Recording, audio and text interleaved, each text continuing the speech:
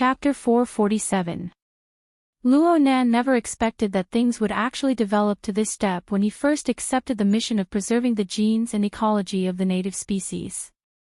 Though Luo Nan hadn't put much thought into this matter over the past half-month, he had still borrowed his knowledge to participate in a few meetings. He knew very well that he couldn't complete the mission alone. Therefore, for the first time in more than 10 days, he took the initiative to contact his nominal partner, Peony of the Hidden Indigo firm. Luo Nan walked through Ink's channel. This crow believer had been following by Peony's side recently. Using Ink as a medium was undoubtedly the most convenient. But when Luo Nan's telepathic thoughts shifted to absorb Ink's perceptual information, what appeared before his eyes was a world of darkness. Luo Nan spent a few seconds to get a general understanding of his surroundings. This was an alley between tall buildings. The fire escape ladder attached to the building and the automatic conveyor belt connected the building made the already narrow area even more unbearably crowded. This kind of dark and cramped area usually belonged to the recycling layer. In the shadow of the alley, a certain someone was leaning against the wall on the inside of the corner of the fire escape. The narrow corner could not accommodate her long legs, so she had one leg propped up and the other extended out of the staircase, half of her leg dangling in the air. In this way, Luo Nan could naturally see that the person was actually wearing a pair of cotton slippers. They looked fat and clumsy. It was a stark contrast to his handsome leather jacket and skinny jeans. Oh, the snake-patterned pointy high heels that were thrown askew to the side. Although the color was flirtatious and full of nightclub style, she should be able to hold it up. This sister was now shaking the bottle of wine with a mysterious smile on her lips. She looked like she had a hangover. Needless to say, she definitely looked good. But the problem was this nightclub girl who seemed to have just had a crazy night of fun and couldn't find her home. Was she really that free and easy, yet strong and shrewd Peony?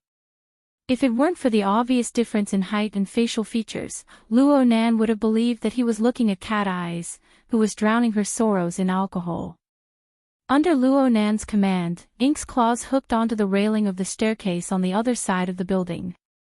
It observed from above. Perhaps she was looking too directly, but Peony suddenly raised her head and met the crow's pitch-black eyes. She raised the wine bottle and gestured. "Have a good weekend."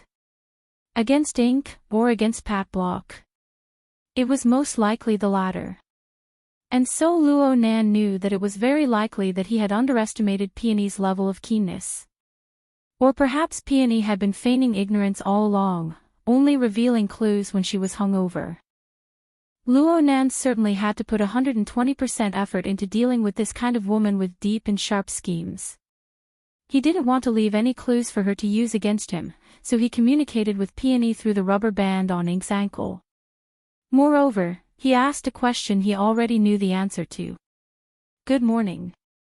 Did you just search this area?" "I didn't. The door was blocked, so I snuck out." "Hee, why do you look like you've been caught red-handed?" Luo Nan did his best to make his tone sound like that of an adult. He learned from Cragburst and joked a bit too much. Peony responded calmly, "Probably. But are you finally free this weekend and ready to officially join the crew and take a makeup break?" "Hey, don't ignore my contribution." "Forget it." Luo Nan knew that Peony was looking down on his behavior of not putting in any effort during this time. Frankly speaking, he really hadn't put in any effort ever since he reported the whereabouts of the Winghand bloodbat. He had received over $1 million in remuneration so far. At least half of it was a bit of a hot potato. Peony didn't bicker with him about this. She just shook the bottle again. "I can't keep you company today. I have something to do. Do you know? The World University's birthday is a holiday that belongs to us." Luo Nan was actually speechless. That's right. When he first met Peony, she came out of Acumen College. It seemed that she was a graduate student of some professor. She could be counted among the ranks of university students. Speaking up to this point, Luonan actually wanted to investigate Peony's background more than once. The problem was that he had to take Her Majesty Empress Wu's face into consideration. He could only act muddle-headed for now. You want to participate in the parade too? Speaking of which, Crow, you pay a lot of attention to the lives of students. I'm just surprised that you're not doing proper work. Mr. Crow. Oh right, you can't add a suffix, right? Then, Mr. Partner, humans haven't evolved to the point where they work 24 hours a day, 7 days a week without sleep or rest. Humans are very weak. They get tired. We find time to rest. We find fun for ourselves. It is because of this that it is interesting and wonderful. So, don't obliterate the final value of human society. Luonan was speechless once more. He looked at her appearance. Could it be that, you've fallen out of love, right? Don't read too much into it, Mr. Partner. I'm enjoying my current state. Unfortunately, I can only get drunk for a while. Peony faced Crow from afar. She shook the wine bottle once more, and then she drained it in one gulp. The wine bottle smashed against the wall with a crash, and then it fell down the stairs. In the end, it was smashed into smithereens. Peony stood up against the wall. She lowered her head and curled her lips in disgust. So ugly. She was referring to the cotton slippers on her feet. He raised his hand, wanting to hook it around Peony's shoulder. Then he heard a slightly hoarse voice at this time. I know that all life here has never cultivated properly. Ha! The young man's nose was already smelling the fragrance of a fragrant body mixed with the smell of alcohol. From his perspective, this was the smell of desire. Then, the stairs came head-on towards him. Thump! The young man simply slammed into the stairs. He didn't move an inch, fainting. Peony didn't even turn her head. She continued to stagger forward, occasionally leaning on the wall. She chanted unhurriedly as she walked. Persevering in the 5 desires, infatuated with love, giving birth to anger. Using all desires and karma, falling into the 3 evil paths. Within the 6 pleasures of reincarnation, suffering all bitter poisons. The minute form of conception, constantly growing from generation to generation. What the hell? Luonan didn't understand half of what he heard. He just felt that it was like some sort of Buddhist scripture, and the color of the words and sentences made him feel uncomfortable. Peony's footsteps came to a halt just as he was baffled. She wasn't far from the mouth of the alley. The morning sunlight cut through the gaps between the tall buildings, miraculously falling at the end of the long alley ahead. Over there was a relatively bustling street. The stream of people passed through, and the clamor entered the ears. Ink folded its wings and stopped on a certain window sill above the mouth of the alley. It continued to stare at her. But Luonan saw Peony smile inexplicably. She directly stepped out of the mouth of the alley, reflecting the slanting sunlight. Her smile was brilliant and bright, devoid of any depression or filth.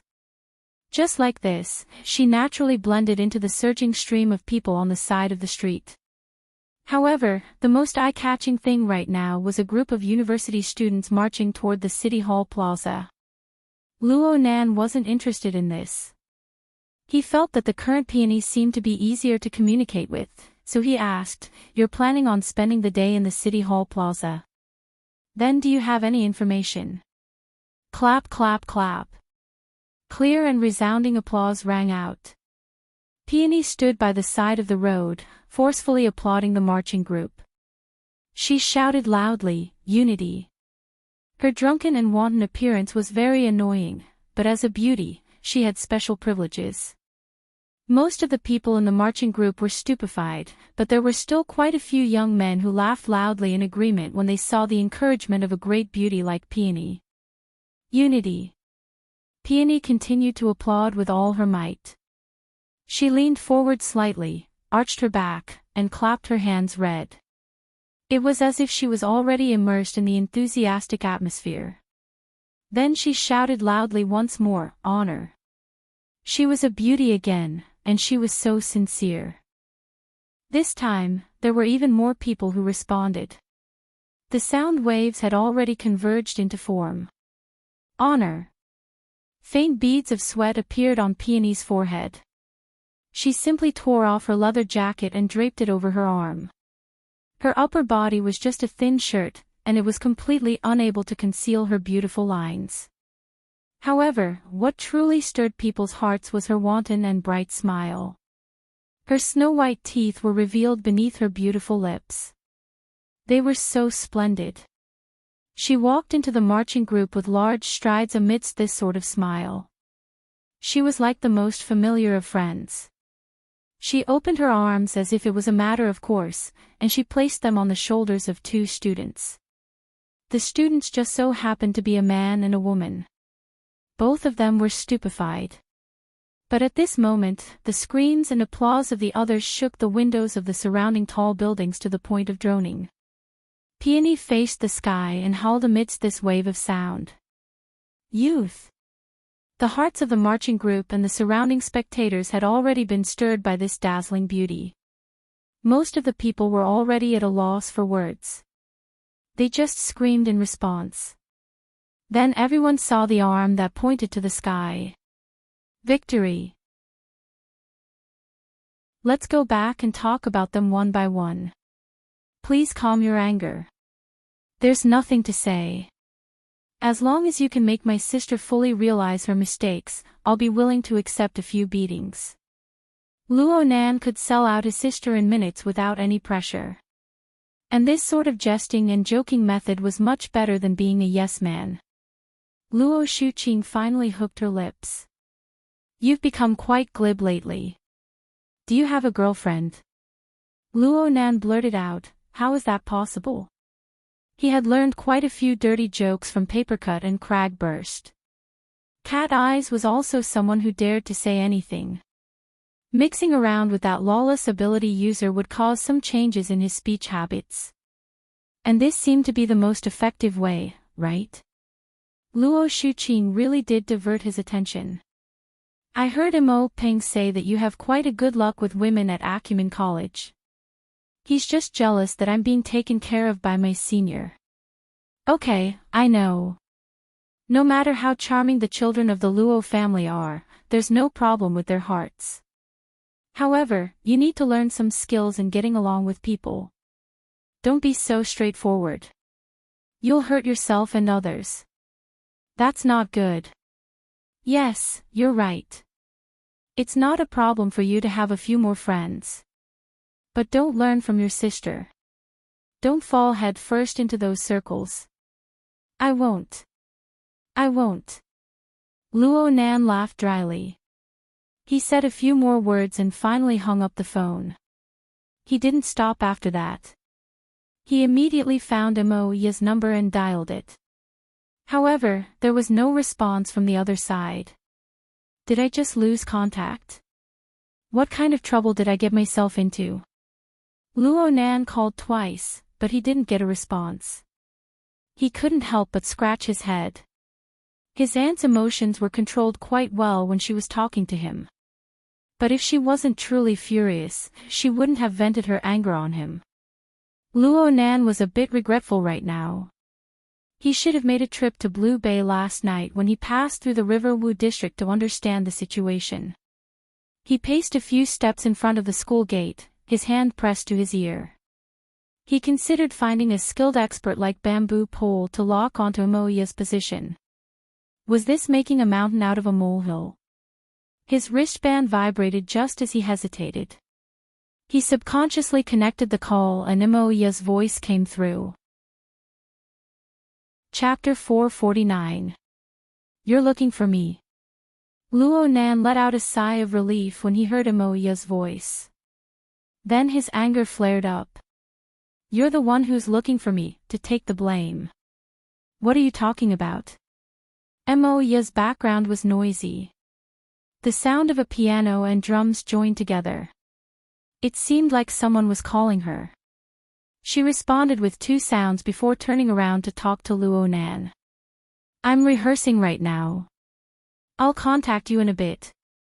Luo Nan looked up at the sky and sighed. Moya, you sure have a big heart. The high priest has exploded and you still have the heart to rehearse. Are you going to hold a concert for 10,000 people? 100,000 people level. Screw your 100,000. You're dreaming. Yeah, I'm dreaming. I'm hanging up. Moya. Why don't you try calling my name again? So what? Moya, you tricked me. Tisk, little brother, you're such a good boy. Come over to the municipal plaza at noon. I'll treat you to a meal and introduce you to some beauties. Luo Nan was a bit stupefied by Moya's unpredictable attitude. But he soon recalled that this was Moya's usual trick. He laughed and was about to retort when Moya said, "Oh right. Don't come too early. Our practice venue is rented until 2 o'clock. We'll be racing against time. There's really a show. What do you think? I'll contact you at noon." I'm hanging up. Then the call was cut off. Luo Nan stood at the school gate and sighed after a while. Today's plan was doomed to fail. He spoke to Chinikuan and rode a security vehicle to the municipal plaza.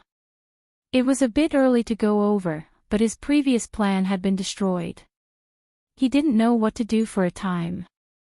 Luo Nan's consciousness shifted to Ink's location in the car and locked onto Peony. If Peony were to follow the procession, they would most likely reach the municipal plaza. For safety's sake, he needed to maintain a distance from her. But what in the world was this sister doing? She was stirring up a storm in the procession just a moment ago, but she immediately left the procession after receiving a phone call. Luo Nan ran to a relatively sparse location with a few flashes of light. Ink followed him out of habit.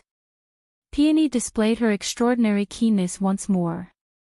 You're here again. How did she know that I just left for a while? Luo Nan was a bit stupefied.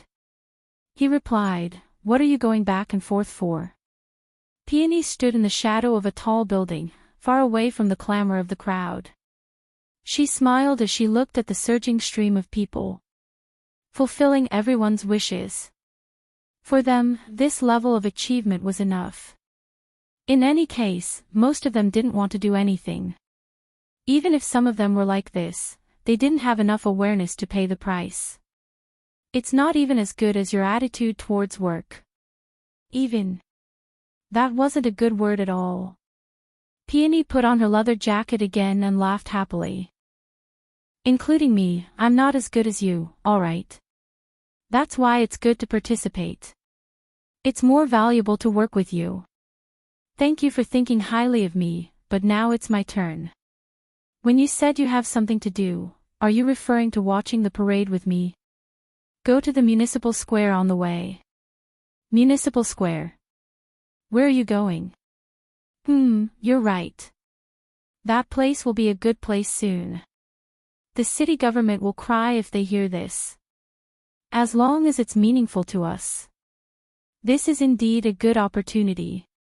Luo Nan was suddenly unable to keep up with Peony's train of thought. Opportunity. What opportunity? Peony pulled her hair back into a ponytail. She bit a rubber band in her mouth and cast a sidelong glance at Ink. It looks like I overestimated you, Mr. Partner. Luo Nan didn't care about Peony's evaluation. He knew early on that this Miss Peony could toss him in the dust in terms of planning and scheming. She was just stating the facts. His attitude was upright and very calm. You don't need to evaluate my thinking ability. You just need to provide the conditions for me to reveal my search and sensing ability. I believe that this is the meaning of us being partners. Oh, that makes sense. Peony really did seriously consider this for a moment. Then she nodded. That's what the firm told me in the beginning. How could I forget? I'm sorry. Maybe I drank too much last night. Of course, it's more likely that you haven't fulfilled your duties during this time, giving me some sort of misconception. Maybe. Peony tidied up her ponytail and stepped on the high heels on her feet. I need to change this too. But let me first explain the so-called opportunity. Since we're going to the municipal square, as long as it's not a particularly exhausting matter, we can completely handle the related search work. After all, this is an opportunity to collect sufficient samples. Samples. That's right. 3 samples. It's just like what's described in the records of the operation. After this period of incubation, the probability of a third-stage mutant infection appearing has already reached a statistically significant significance. Speak in human terms. In other words, due to the invasion of this batch of mutants, the ecosphere of Xia City has already received serious contamination. Affected by this, it's very likely that a primitive mutant has already appeared by our side. Its original form might be a rat, a wild dog, a crow, or even a person. But in the end, it will become a monster with an intense desire for destruction and an instinct for reproduction. And then, the municipal government is still sealing off the information. Then a biohazard crisis type of blockbuster will play out in Xia City. When that time comes, we definitely won't be able to get the follow-up payment. The firm's reputation will pretty much be wiped clean. They seem to converge, but in fact, they could be contrasted to highlight the minute differences and contradictions of individuals. The procession in the plaza did not have this condition at all. Luo Nan could only begin by searching the target itself. However, the characteristics of the first, second, and third stages of a mutated infection were all different, especially the most likely second stage, which was the incubation period, in which the infection had not yet completely mutated. At this stage, the difference between the target and a normal creature was very small. It required a high degree of precision and a large amount of experience to make a judgment. Luo Nan had the information provided by Trigate Security by his side. He had used the standards of the root receptacle, root nature, and root trigger taught by Gym Master Xiao to distinguish them, but this was not enough. The technique of distinguishing between the nature and mechanism of a tool also required a large amount of experience as a foundation. Luo Nan's current accumulation was far from enough. Not to mention that mental sensing had always been a very personal experience. It was very hard to truly comprehend it just by looking at the information. He needed to discuss this with someone, but the advisor, Peony, was still traveling leisurely on the road. It was said that she would arrive in the afternoon. Luo Nan stood by the window and observed for a while, consuming nearly all of his interest. There was also a lack of breakthroughs in his train of thought. He was simply wasting time in tea. He picked up a teacup and took a sip, slightly relaxing his nerves. Then he felt a weak stimulation nearby. It was not a target, but it was non-hostile. Chattering. Luo Nan turned his head to look, accurately capturing the source of the stimulation. There was an aisle and a row of tables, and he saw a familiar face. The other party's expression was a bit stiff when they met Luo Nan's gaze, but they still nodded politely in greeting. Luo Nan responded and then ignored them. However, the other party was still within the range of his perception. There were 2 people at the other party's table. They were both women, and they had been talking private all this time. They had been talking about him since just now. Xian, who's this? You're frozen stiff. Don't mind me. No way. Don't tell me this is your ideal type. Turner will cry, right? I said don't mind me. But he looks so weak. He's like a little submissive. Look at what he's wearing. It's an autumn sweater. The color is gray. It looks like some school uniform. He's always reading with his head down. He has no friends. He's all alone. He's a typical depressed person. Shut up. Hey, you're being too protective. Are you secretly in love with him?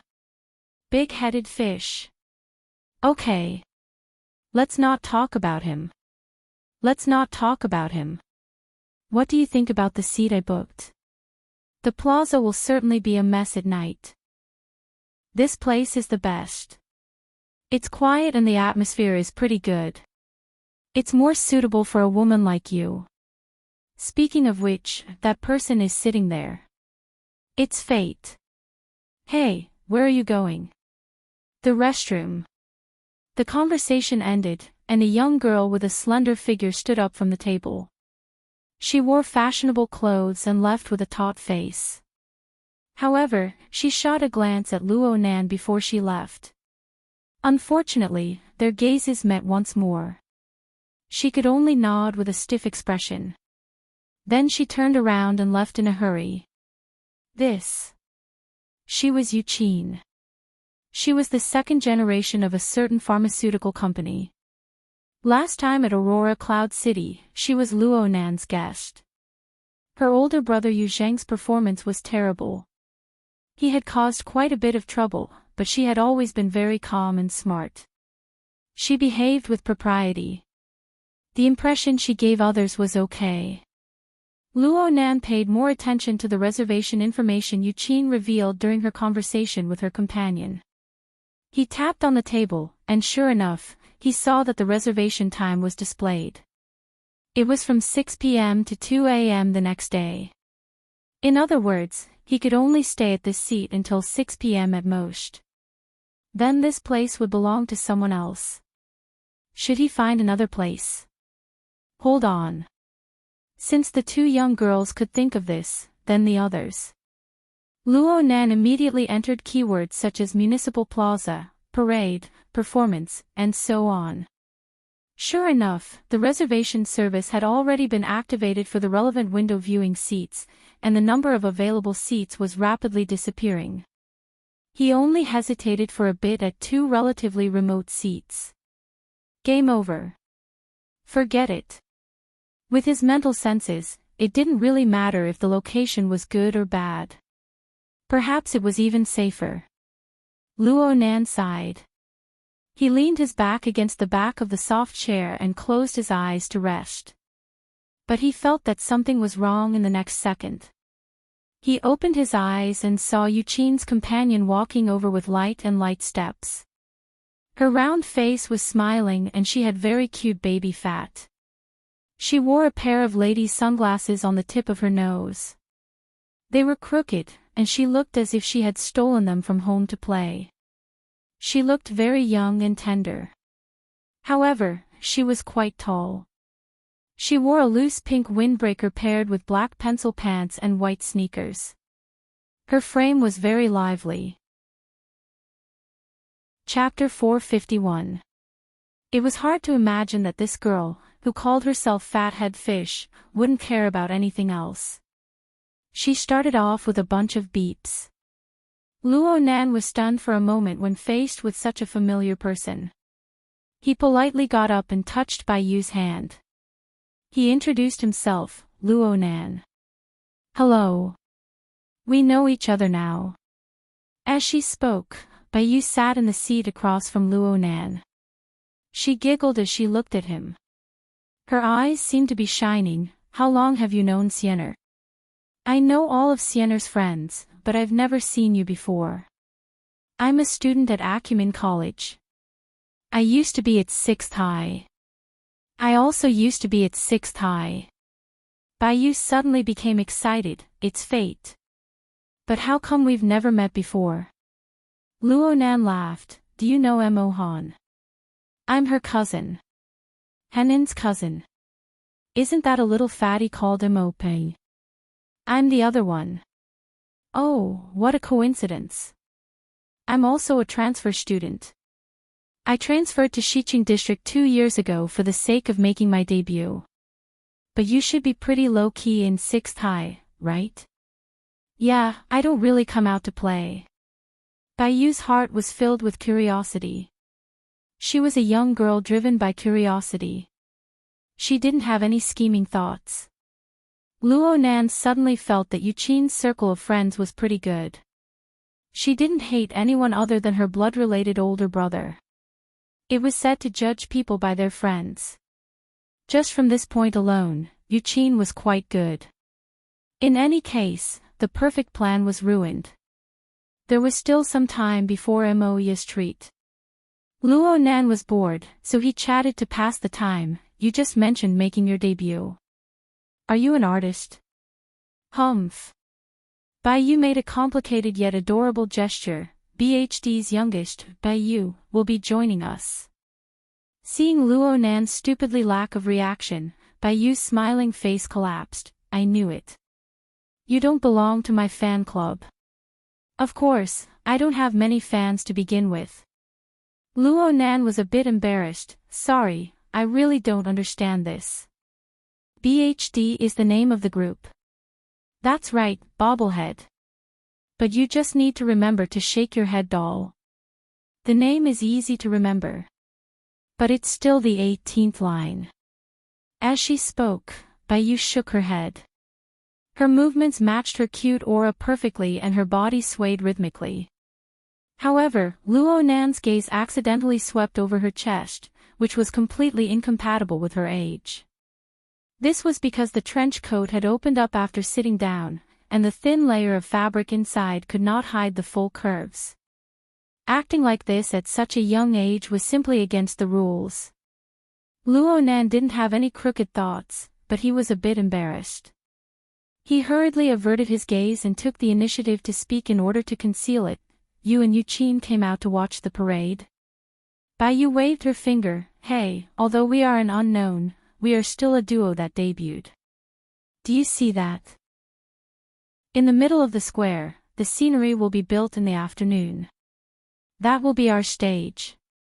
Don't forget to help us tonight. As she spoke, she sighed again. We can't talk for too long. I still have to meet up with my sisters in a while to practice more. To the square. This sentence inexplicably made Baiyu laugh out loud. She burst out in laughter and almost threw her glasses off her nose bridge. It was on this building. The company is worried about traffic jams, so they rented a floor for practice. When rehearsals begin, we can use the underground passageway to go backstage. Rented a floor. Luo Nan was a bit shocked. He remembered that this was a large office building that occupied a large area. How much would it cost to rent it for a day? For an unknown girl group like BHD, would the cost of a night's performance be even a fraction of this? Baiyu understood Luo Nan's thoughts and said, our company is very large. There are 5 or 6 groups participating tonight. There are even big singers and big singers. Luo Nan grunted and asked casually, who is it? Baiyu was about to answer when hurried footsteps and a deep male voice approached at the same time, doll. Oh my. Baiyu's first reaction was to jump up and lean against the previous table, but she didn't have the time to do so. Someone blocked her way. The person that appeared on the walkway was a man in formal attire. He was roughly 30 years old, had a straight face, and had a serious expression. He faced Baiyu directly. You said that you came to pick up the teacher. Where's the teacher? That, sit down. Are you afraid that people won't see you? The man in formal attire scolded in a low voice and indicated for Baiyu to sit down. He sat down as well, just in front of Luo Nan. Only now did he cast his gaze towards Luo Nan. The meaning of scrutiny was extremely thick, and his thick eyebrows were knotted together. Your friend? Dating? How is that possible? Baiyu nearly jumped up again, but she retreated in defeat under the gaze of the man in formal attire. She could only speak pitifully, Brother Jing, you've misunderstood. This is my best friend's husband. Husband my ass. Chatting with Baiyu was very relaxing, but being entangled with her was boring. Luo Nan wanted to communicate with this guardian-like man. But before he could get up, he noticed that Eugene had returned from the restroom. She didn't see Baiyu when she returned to her seat and looked around blankly. Baiyu waved at her fiercely. She was mindful of the surrounding environment, so she secretly shouted, Xian, don't get lost. Over here. Yuqin turned her head when she heard this. She was separated by an aisle and saw that Baiyu was actually sitting together with Luo Nan. She was immediately stupefied. Baiyu shouted at her, hurry up and come claim your boyfriend. Don't let Brother Jing misunderstand. Aren't we together? Luo Nan lowered his head to look at the number of cups on the table. He knew that this fat-head fish was probably in a real tragedy.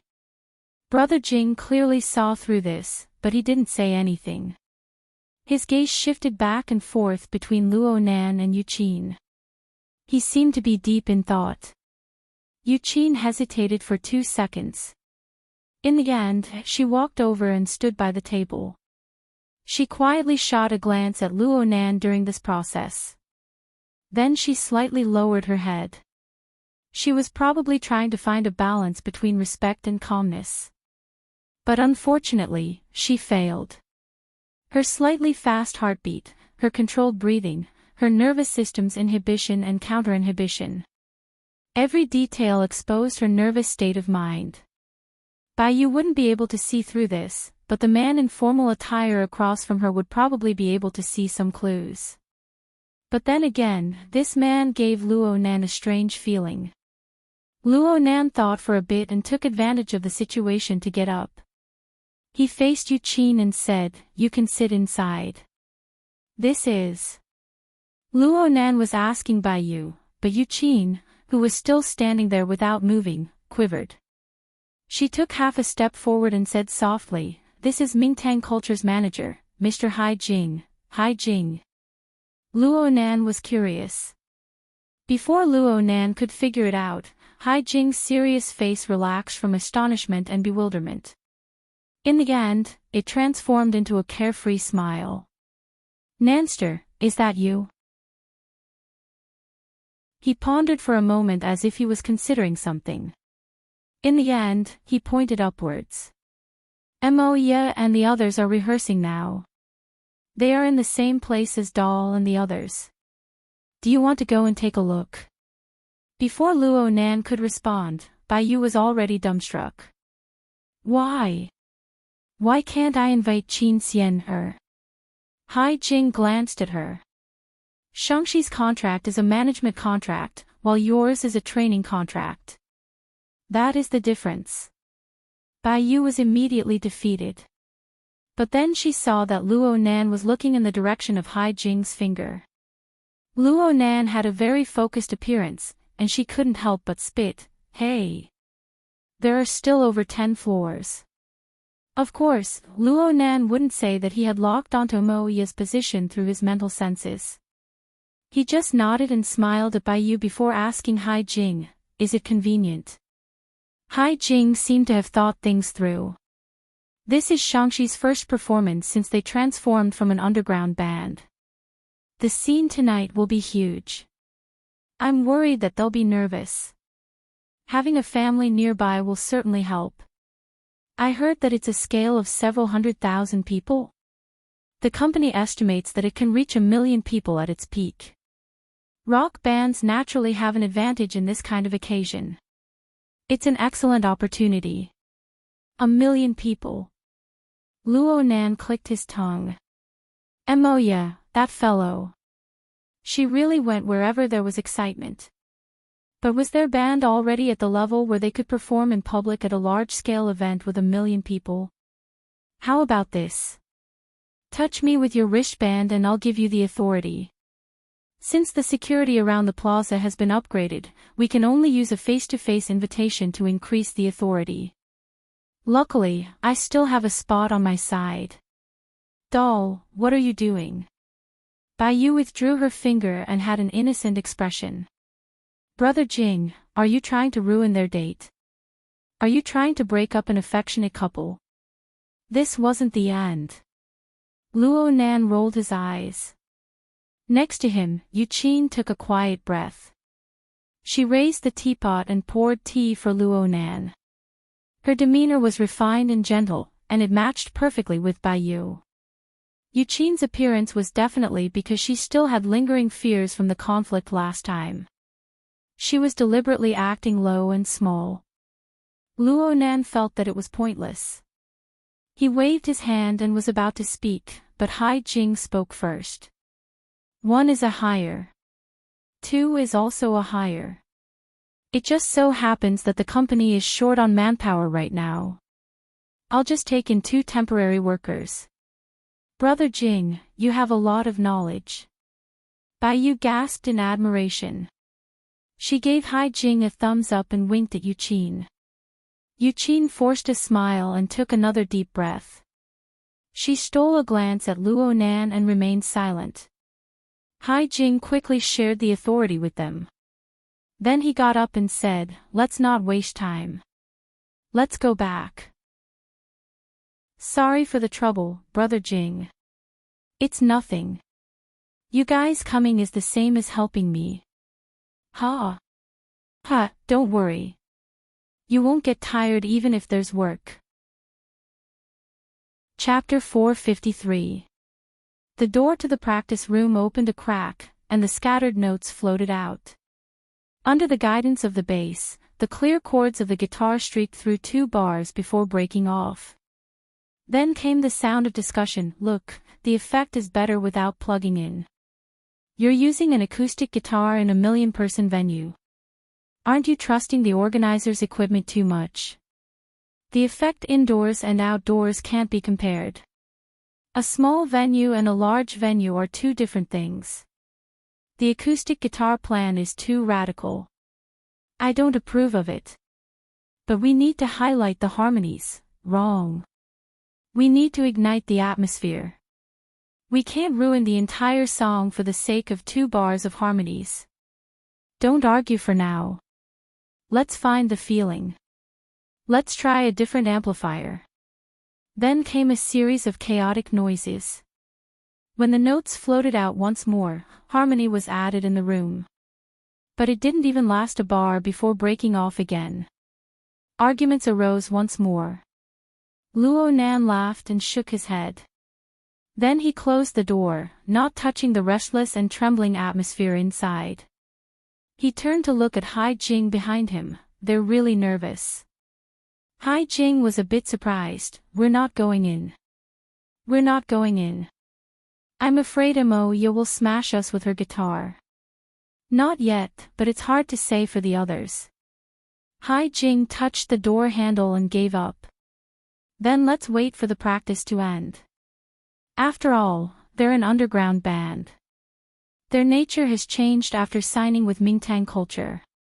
Right now is their period of transformation. It's not wrong to be nervous. Did they sign a contract or personal relationships? In other words, they'll pay more attention to commercial development, right?" "Yes, the trend." Hai Jing let out a light breath. "I don't know if bringing them out from the underground circle is a good or bad thing." With Moya, his cousin who was obsessed with bands, around, Luonan knew a few things about the underground circle no matter how much he immersed himself in his own world. Signing with an underground band was a relatively sensitive topic. Many bands looked forward to signing a contract with a management company or a music company. They wanted to walk from the underground to the surface. But the traditional style of buying records but not selling their bodies, and the habit of despising the trend was still very powerful. It would be fine if they really soared to the top, but the worst thing was that they would be rejected by the underground circle and the pop circle at the same time. Many bands would collapse at this stage. It was just like the awakening of supernatural powers. If they succeeded, everything would be fine, but if they failed, they would be stuck at the edge of 2 worlds. Forget about the pressure from the outside world, just the confusion about where they stood was enough to make them suffer. Luonan shook his head. "A sliver of heaven. A sliver of earth." Hai Jing chuckled when he saw Luonan's appearance. He rubbed Luonan's head in passing. "Little fellow, when did you become so mature?" Luonan was stupefied. Hai Jing was a bit embarrassed when she saw Luonan's expression. Don't mind me. My hand slipped. It's okay. You're the big brother. Luo Nan didn't care at all. I remember calling you uncle at the very beginning. You had a beard back then. Aya, you still remember. Hai Jing grinned and pulled a bit of distance away from Luo Nan. He leaned against the opposite wall of the practice room and took out an exquisite box from his pocket. There were 3 e-cigarettes arranged neatly inside. He picked one up and put it in his mouth. His words were a bit unclear. Back then, you were really muddle-headed. You looked stupid. The temperature of his mouth triggered the switch of the e-cigarette as he spoke. There was a crackling sound, and the front of the e-cigarette was slightly red. Smoke rose in spirals. Luo Nan watched the red light on and off the front of the e-cigarette, and some memories from the depths of his brain resurfaced. Maybe. You even said that my surname shouldn't be Gong. I should be called Gong. If I don't ring, I won't ring. Then you splashed your fruit juice on my face and extinguished the cigarette. Oh, that was my first time visiting your house. I stole a puff in the yard. Why did I have to talk so much? So embarrassing. Hai Jing waved his hand. He stuck his head to the wall and forced his face to the ceiling. He looked like he didn't have the face to see anyone. Perhaps this was also called not being proper. Luo Nan was more familiar with this image compared to Hai Jing's well-dressed suit. He laughed again and said to Hai Jing, "There's no band that doesn't want to sign a contract. I don't know about Imoya. My aunt has always felt that the underground circle is too chaotic. If she knew that Imoya signed with a proper management company, she should be happy. The underground circle is chaotic. This circle isn't peaceful either." The e-cigarette in Hai Jing's mouth shook up and down. Mingtang culture is facing a change in its shares. It's a matter right now. Forget it. Let's not talk about this. Luo Nan felt a bit of empathy. Not being able to enter the circle of the awakened was one thing. Truly entering the inner world seemed to bring all sorts of troubles. Obsession underground. Troubles in the sky. None of them can be avoided. Okay. You've become a philosopher. Did something hasten your maturity? Luo Nan blinked and changed the topic. Brother Jing, you still quit smoking in the end. I haven't really smoked for the past 2 years. It's funny when I think about it. I can't quit no matter what when I'm singing. But once I stop singing, it's all over. Hai Jing's wristband vibrated at this time. He lowered his head to look at it. Then he straightened his body and removed the e-cigarette. Here comes the trouble. I'll take you to find a place to rest. There are quite a few empty rooms here. Wasting them is wasting them, but safety and privacy are guaranteed. Luo Nan nodded and followed. Hai Jing put the e-cigarette back into the box. He suddenly thought of something and waved the box. Oh right. Thank your uncle for me. He was the one who recommended this Star Ember series to me. Luo Nan laughed without saying anything. But he suddenly remembered. Moya had so many friends. Among the men, only Hai Jing was able to visit her home alone and enter her room. Perhaps this was the key reason why he mistook Hai Jing for his brother-in-law. Mistook. Mingtang culture was one of the organizers of this parade. Before the official performance, there were a multitude of matters to attend to. Hai Jing said that he was going to lead Luo Nan to find an empty room to rest in. But he hadn't taken a few steps when an urgent matter came pressing down on him. He needed to rush over immediately. Forget it. You go by yourself. Room 5627. Just turn around the corner at the end of the corridor. Hai Jing joked as he spoke. Don't worry about bumping into people. It's fine if you try one by one. Every practice room has its own privileges. You can't enter without authorization. Okay. Go do what you need to do, Brother Jing. Hai Jing turned around and was about to leave when he remembered something. Oh right. Your girlfriend is in room 5621. She's with Bai Yu and the others. You can go there and take a stroll. With your friendship with Teacher Cat Eyes, she shouldn't kick you out. BHD's music style is more suited to the tastes of you youngsters. You made 3 mistakes in a single sentence. Should I correct you or not? In the end, Luo Nan could only accept it with a smile. Hai Jing wanted to rub Luo Nan's head, but he came to his senses in time. He placed a palm on Luo Nan's shoulder. Have fun this weekend, but you need to show some concern for your sister. Luo Nan looked pensive as he watched Hai Jing leave in a hurry. 5627, 5627. Luo Nan followed Hai Jing's instructions and found room 5627 in the corner. He was just about to reach his hand out to grab the door handle when he suddenly stopped. He raised his head to confirm the room number. 5627, that's right. There are no problems with the privileges. But why were the 2 people inside able to go in? And why were they having fun so much? The use of mental senses actually manifested here. Right now, there was only one thing he was conflicted over. Should he continue watching? Or should he continue watching? Luo Nan sighed outside the door. There was a saying in Hai Jing that was very true. The industry was very messy. Youngsters these days were quite knowledgeable. No one was a pure white lotus. Luo Nan had attended health classes before. Mo Peng would sometimes sneakily give him some indescribable materials and the like. Luo Nan was not lacking in concepts. Chapter 454. It was probably the legendary goblins that got to their brains. Luo Nan wanted to smack his own head. He felt that he wouldn't be more embarrassed than he was right now if he were to fight with an extraordinary. Okay, this was an exaggeration. A moment of embarrassment was far from being comparable to a duel of life and death. Ever since he entered the inner world, everything he encountered was much more difficult than what he was facing now. Compared to the true predicament he faced, the current encounter was nothing more than a small stumble in adolescence. He had overcome even greater difficulties. There was no reason for him to shrink back now.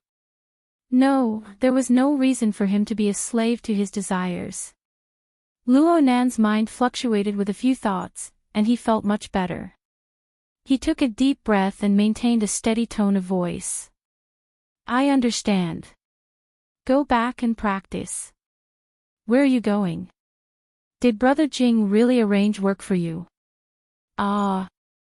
Before Luo Nan could think of a good reason, the sound of noisy footsteps could be heard from the other end of the corridor. A large group of people circled around the corner, room 5627, and walked over. The most eye-catching people in the crowd were the bodyguards with strong bodies in suits and leather shoes. They formed a dense layer around the perimeter. There were also service personnel with work nameplates hanging to the side.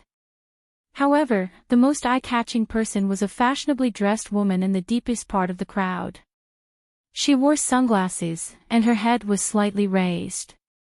She was surrounded by people, and her aura grew more and more powerful. The spacious hallway became exceptionally narrow because of the arrival of this group of people. The wild mandarin ducks in room 5627 heard the noise. They tightly hugged each other from a negative distance. Under panic and stimulation, they secreted large amounts of dopamine, serotonin, estrogen, and so on. Their entire bodies responded, and they even confused the boundaries between pleasure and fear. Only now did Luo Nan discover that he had been paying attention to them all this time. This was really the result of seeing oneself clearly was often awkwardness. Awkwardness wasn't a poison. One wouldn't die from suffocation. Luo Nan thought that he was the only one who knew from beginning to end. At most, he would be able to research the information in private. This was a benefit brought to him by his ability. It was fine as long as he didn't get affected by it and reflected his desires into reality. Luo Nan's mental construction had just reached a certain level when he suddenly felt a tug. He turned his head to look and saw Bai Yu's taut face. She gave him a meaningful glance to get closer. Her body language was quite nervous. With Luo Nan's current attainments in body techniques, he obviously wouldn't be tugged by a little girl. But, seeing Bai Yu's expression, he took the opportunity to walk over and the two of them stood against the wall. Bai Yu let out a sigh of relief. She then lowered her head and crossed her hands over her abdomen. Her posture was as proper as a flight attendant's.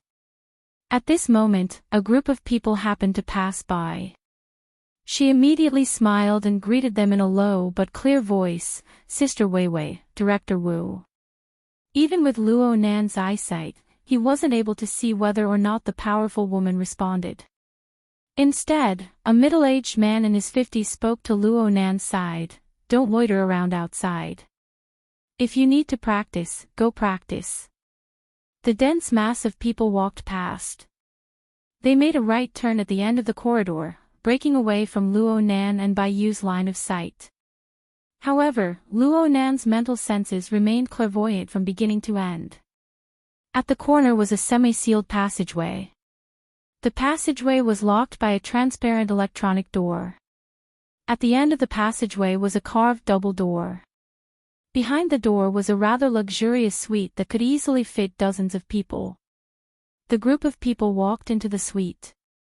Not long after, the service staff who had just followed them and hurriedly left, most likely having received a task. Seeing the service staff pass by, Bai Yu stuck out her tongue, "I got caught. I have to get out of here." "Hold on, who's that?" "Director Wu. She's the head of the company's artist department. Brother Jing's immediate superior. Of course, she's also our big boss." Bai Yu's eyes blinked as she spoke. It was as if she was telling Luo Nan that she was different from the boss she had won a bet with. Luo Nan's heartbeat sped up a bit when he was stared at by these eyes. Unfortunately, the scene of the ravine and snow-white muscles kept swaying in his mind. He did his best to rid himself of the effects of his hormones and tried to chat normally. "That Sister Weiwei should be an artist as well. It looks like she's treated much better than you. How can that be the same?" "Ha! You don't know her." "I'm not familiar with the entertainment circle." "You really don't know her? What's there to show off?" "Ah! My heart suddenly feels better." Bai Yu clasped her hands together and made a gesture of thanking God. Then she happily explained to Luo Nan, "That's the pillar of our Mingtang culture, Shi Wei. She's a standard A-list artist. She's quite famous in East Asia and Southeast Asia." "Shi Wei. You don't have any impression?" "No, I can remember a bit. She debuted as a super pure and innocent celebrity. She seems to have successfully transformed her career. Her acting path is quite wide. There was a period of time when Mo Peng was very obsessed with her. He borrowed money from me to buy peripherals." Bai Yu let out a long sigh. "Peripherals. When we debuted, peripherals were half sold and half given away. Even so, we still accumulated half a warehouse. She's not like Sister Wei. Her position as the #1 sister in the company will be more or less stabilized in the next few years." Luo Nan paid attention to the situation in the room. He discovered that Shi Wei and the big boss of the artiste department, Director Wu, were talking on equal terms. She was even a bit stronger. Sure enough, she had the style of a #1 sister. She's even invited to stand on the stage for this sort of parade and assembly. Sister Wei's transformation was in the direction of public welfare. Plus, with her popularity, standing on the stage is more effective than us dancing for an entire night. "Ha! That's weird. Sister Wei's schedule is famous for being tight." There's still 7 or 8 hours until the performance. Bai Yu's eyes shone brightly. Her eyes were lit up by curiosity. She had long forgotten about being caught red-handed. She lowered her head and operated her wristband. She checked the internet and even signaled Luo Nan to come over and enjoy the show. Sky Street. One of the largest gossip communities in East Asia. Their social media accounts are updated in real time. Even though it's annoying to be exposed here, honestly speaking, we still hope to see news about ourselves on there. It'll increase our exposure. Look, it's this. Fairy, she's secretly meeting a new lover. It looks like she was out on a date and got caught by the paparazzi. Aha! She's definitely here to hide. This sealed floor was indeed quiet. The paparazzi didn't have the authority to come here. But what the hell was Bai Yu excited about? Luo Nan finally understood. Bai Yu was older than him by half a year, but she was actually a little gossip bug. It was sad that she had chosen the enemy camp. Luo Nan was shaking his head in his mind when he suddenly discovered a new situation. He signaled for Bai Yu to open the door to the practice room behind him and pushed her inside. Someone's coming. Luo Nan let out a breath after dealing with the loose ends. He turned around and walked in the opposite direction. But he hadn't walked more than a few steps when he heard someone call out to him, "Hey, you over here." Luo Nan turned his head with a pure expression, "You called me?" The person who called out to Luo Nan was none other than Director Wu. He walked out from the sealed passageway with a slightly chubby young woman following by his side. The woman was talking to him, "It's better if I go by myself." "Don't. The reporters outside are like wolves and tigers. You've been with Little Wei for far too long. They all recognize you. Let someone else do the work of running errands." Director Wu scanned Luo Nan's face as he spoke. He felt that this young man's face was quite young and unfamiliar. He was a bit puzzled. "Which department are you from?" Luo Nan subconsciously replied, "I'm with Brother Jing." "Hi Jing, right." Director Wu's gaze swept over the nameplate on Luo Nan's chest and he felt relieved. He signaled for Luo Nan to come over and instructed, "You and Assistant Meng exchange numbers. Remove the nameplate and go to Ruifeng building. Bring back the pre-ordered breakfast set. I've already trained you guys on how to hide from reporters. Be smart." There was no need to explain the cause and effect. Luo Nan couldn't refuse in this situation. Otherwise, he would be digging a hole for Hai Jing. He responded honestly, removed the nameplate, turned around, and left. Director Wu and Assistant Meng returned to the suite. Luo Nan quickly walked through the hallway, but just as he passed room 5621, a crack in the door of the practice room opened. Bai Yu poked her head out. "Oh, the refreshments of Ruifeng building. They're so damn expensive. And they don't have takeout service. I can only pick them up from their doorstep. But I heard that they're good for your looks. I really need to run errands this time." The girl had been eavesdropping through the crack in the door all this time. Luo Nan didn't care about running errands. Hai Jing was able to bring him in. Why couldn't he do something? He asked casually, "Do you want some? I'll give you some along the way. There's no need for refreshments. I can't afford them." "Ha!" She turned around and said a few words into the room. A few seconds later, she poked her head out again. She blinked her eyes fiercely and did her best to charm, "Brother Luo Nan, come in for a bit, okay?"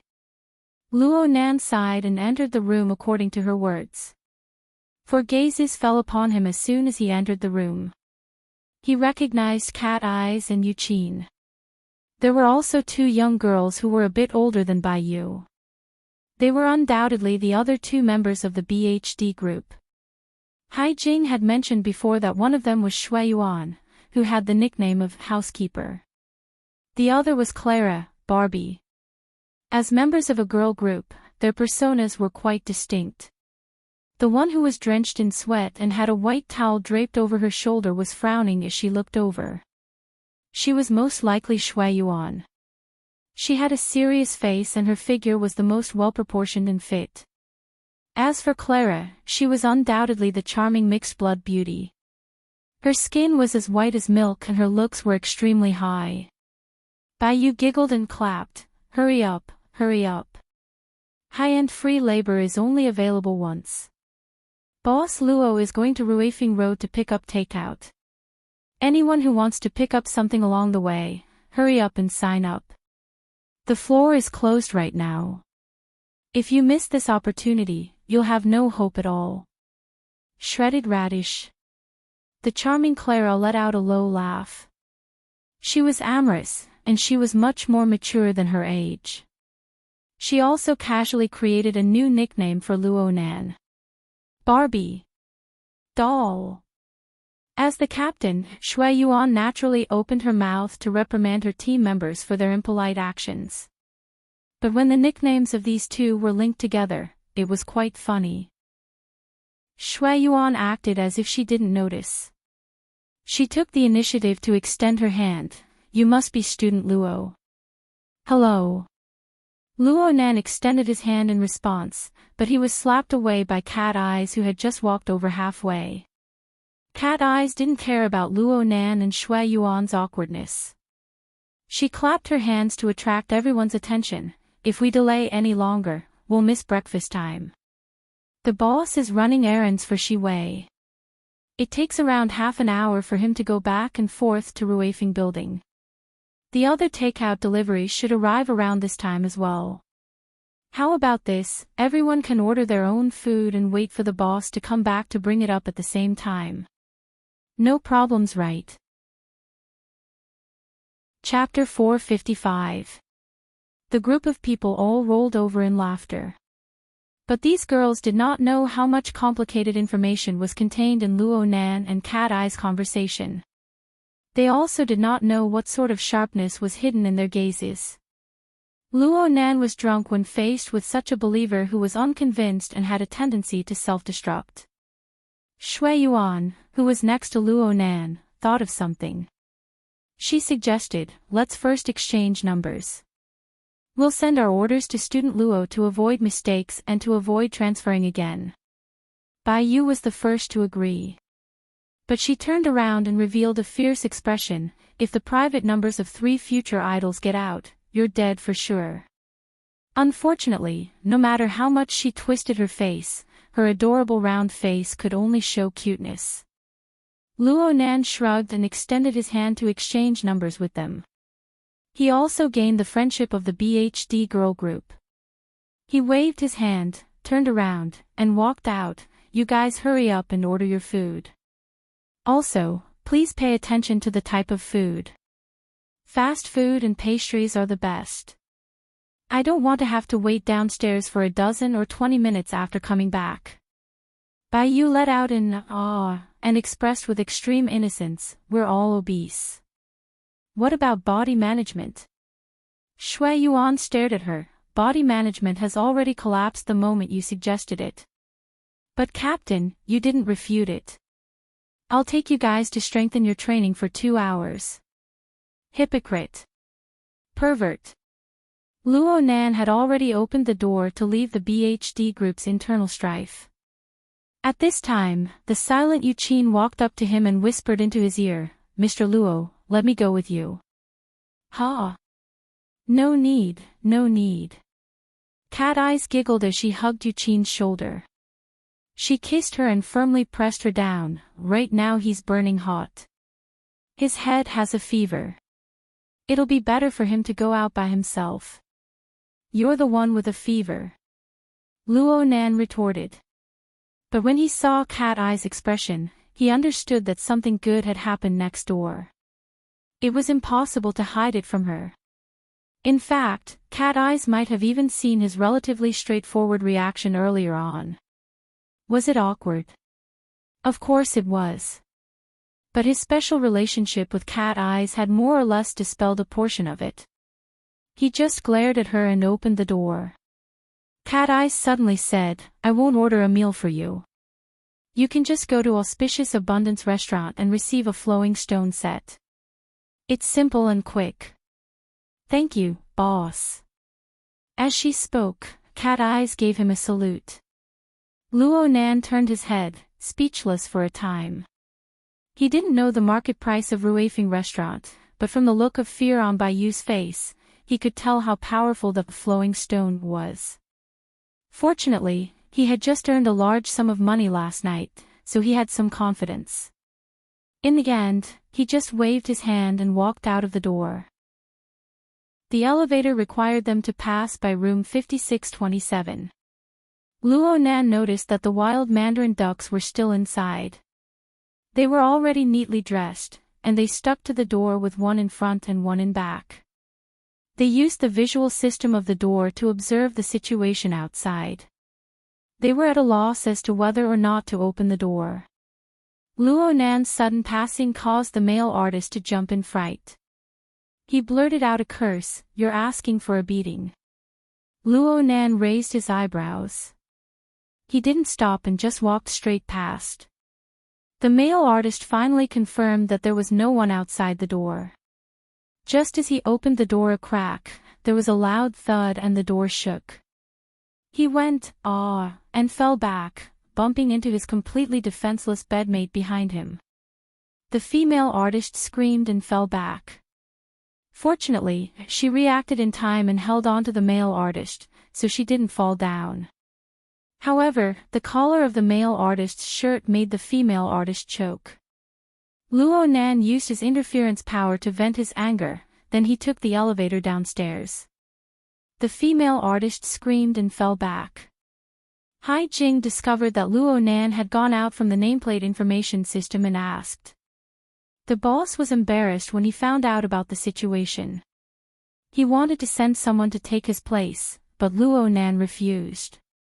Luo Nan didn't care about running errands. Peony's so-called perfect plan wasn't feasible, and he was already idle. It wasn't bad to have something to do. Also, since Ruifeng restaurant's refreshments were famous, there was no harm in giving some to Moya and the others. Wasn't this supposed to be a visit? Luo Nan soon exited the office building. According to the display of the electronic map, he needed to cross the plaza to the opposite block. Crossing the plaza, which could hold several 100,000 people, was not a matter of a few steps.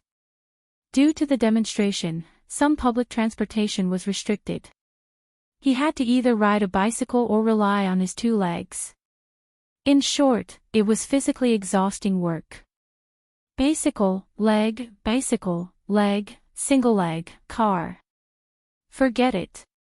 Let's just ride a bicycle. Luo Nan turned off the electronic map. Before this, he had already locked onto the location of the legendary Ruifeng restaurant through his mental senses. Right now, he wasn't afraid of walking the wrong way even if he closed his eyes. Luo Nan rode his bicycle across the plaza. Right now, the municipal plaza could be considered to be a sea of people. The bicycle needed to take many detours before it could find the specially opened evacuation tunnel. The bicycle could travel relatively smoothly. Luo Nan's wristband vibrated continuously. It was a screenshot of the order sent by the BHD group. 1, 2, 3, 4. Oh, the fourth ring wasn't from the wristband. It came from the connection between Luo Nan and ink on the mental plane. The source came from Peony, who was still wandering halfway. How's the progress? If you want to do this sort of plan again, then find someone better. Luo Nan roughly observed the situation around the municipal plaza. The living starry sky was becoming more and more crowded. It was like a river overflowing under a torrential rain. Millions and millions of stars flowed endlessly, refreshing at every moment. If Luo Nan wanted to search for ability users, mutants, or even darksider species like the Wraith sign, Luo Nan would not be afraid. But if he wanted to search for Phase 2 infected. Phase 2. You want to search for Phase 2? Peony was surprised for once. What's wrong? Right now it's estimated to be Phase 2. Of course I want to search for Phase 2 and be vigilant against Phase 3. Peony interrupted his words. Mr. Partner, you have obsessive-compulsive disorder, right? Cough. That's because I lack common sense. Right now in the world, there are no methods outside of the laboratory that can effectively determine the existence of Phase 2 infected. Especially in this sort of environment. I believe this is the most basic of common sense. You're not going to search for Phase 2. Of course. Phase 1 is the source of infection for mutants. Phase 3 is the target for primary mutants. These are the targets of search that have actual meaning. I know that Phase 2 infected people have more value in management, but that's only in theory. It doesn't have any actual meaning. Perhaps only people with severe obsessive-compulsive disorder would consider things from this angle. Luo Nan was certain that if Peony stood in front of him, he would accelerate at full speed and crash into her. Several seconds later, Peony sent him a low chuckle. Mr. Partner, are you angry? Luo Nan ignored her. I'm sorry. Maybe I haven't completely sobered up, or maybe I'm on my period. I don't really pay attention to what I say. You should already be in the plaza right now. Do you want to meet up with me?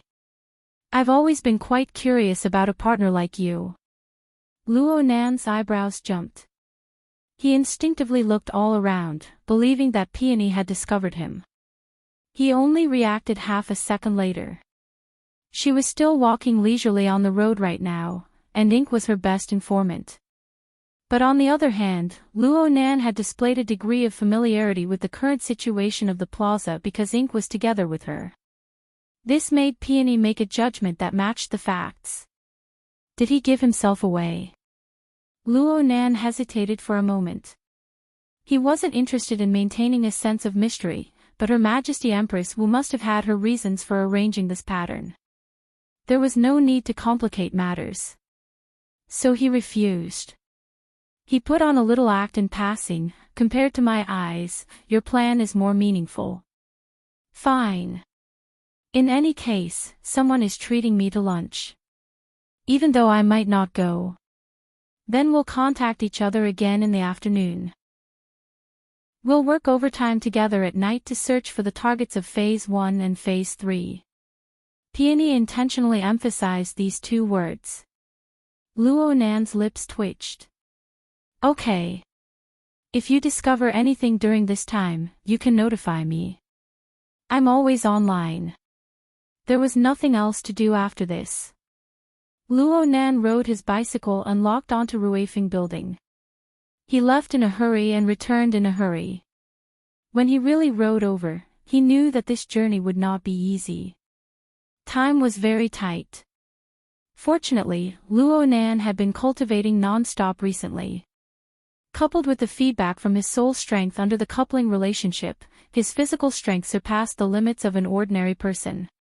He was able to smoothly make a round trip within 20 minutes. Luo Nan returned to the office building. The takeout ordered by the BHD group had arrived one after another.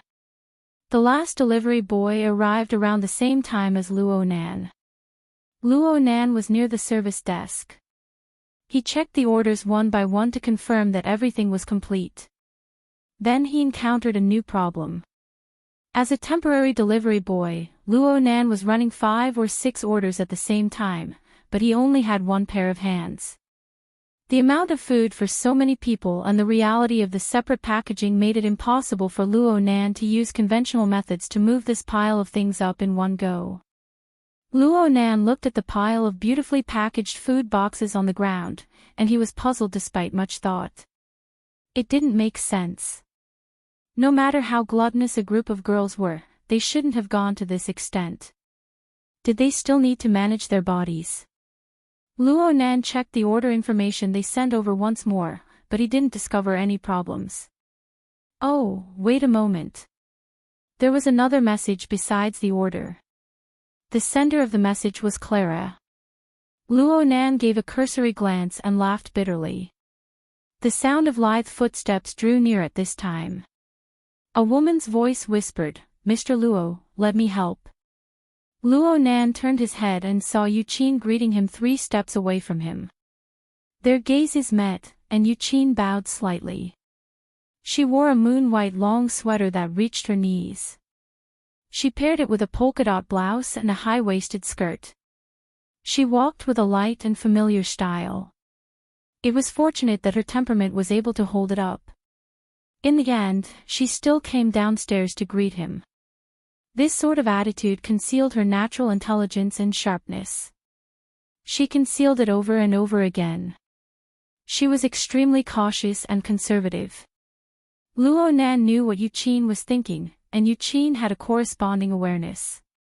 Perhaps it was a bit difficult for her to grasp the right amount of heat, so she simply did things a bit more extreme. What she sought was a state of, "No one will blame you for being too polite." Such a smart and calm young girl had really been implicated by her stupid older brother. But then again, Luo Nan couldn't figure it out. Chapter 456. Yuqin and Clara's friendship had not yet reached the stage of judging behind her back, so she only smiled. As it turned out, the possibility of finding a luggage cart in the lobby of an office building was almost zero.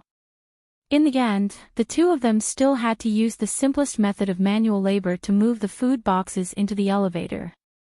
"Let's move one batch first. Later, you guard the elevator. I'll move the rest over." "All right. By the way, call them, especially Clara. Just wait outside the elevator. It's a waste not to use the labor. Once we arrive at the station, we'll split them up." Yuqin obeyed obediently and really called the other side. Then, the two of them picked up the big and small food boxes and walked inside. Since it was a private elevator, not many people used it. They didn't see anyone else on the way. It was also at this moment that Yuqin finally broke the veil. "Mr. Luo, I'm very sorry." Luo Nan gazed at the long corridor in front of him. He was a bit helpless. "I don't care about that matter." "I know." Yuqin lowered her eyes and smiled faintly, her meaning subtle. "I can see that. However, I said sorry because if I didn't do something unnecessary to confirm it from you, I wouldn't be able to feel at ease. That's why I pestered you so much today. Please forgive me." Only then did Luo Nan shoot her a glance. He nodded and said, "It's fine." Before Yuqin could say anything else, the elevator in front of them opened and a middle-aged man hurried out. He was dressed in formal attire, and the style was quite similar to that of Hai Jing. He took off the nameplate on his chest as he walked. Luo Nan's eyes were sharp. He saw that it was the pass to Mingtang culture's floor. As they walked past each other, the man glanced at him. His wristband rang at that moment.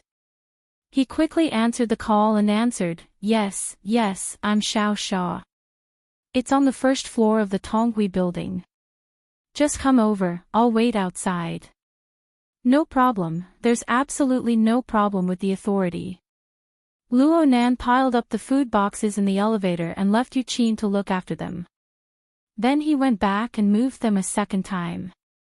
In the lobby, he saw the man with the surname Xia standing straight outside the door like an old doorman. Luo Nan didn't mind.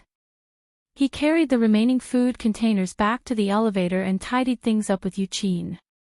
They both swiped their nameplates and prepared to go up. A second later, the elevator doors opened again. He could vaguely hear the man surnamed Xia panting outside. "I made it. Young master please." A group of people hurried in as they spoke. The leader of the group cursed, "Xia City really has enough paparazzi." Luo Nan and Yuqin had already paid great attention to their placement, but there were far too many food boxes. The people who came later were in a rush. The person at the front nearly kicked over a food box when they swarmed in.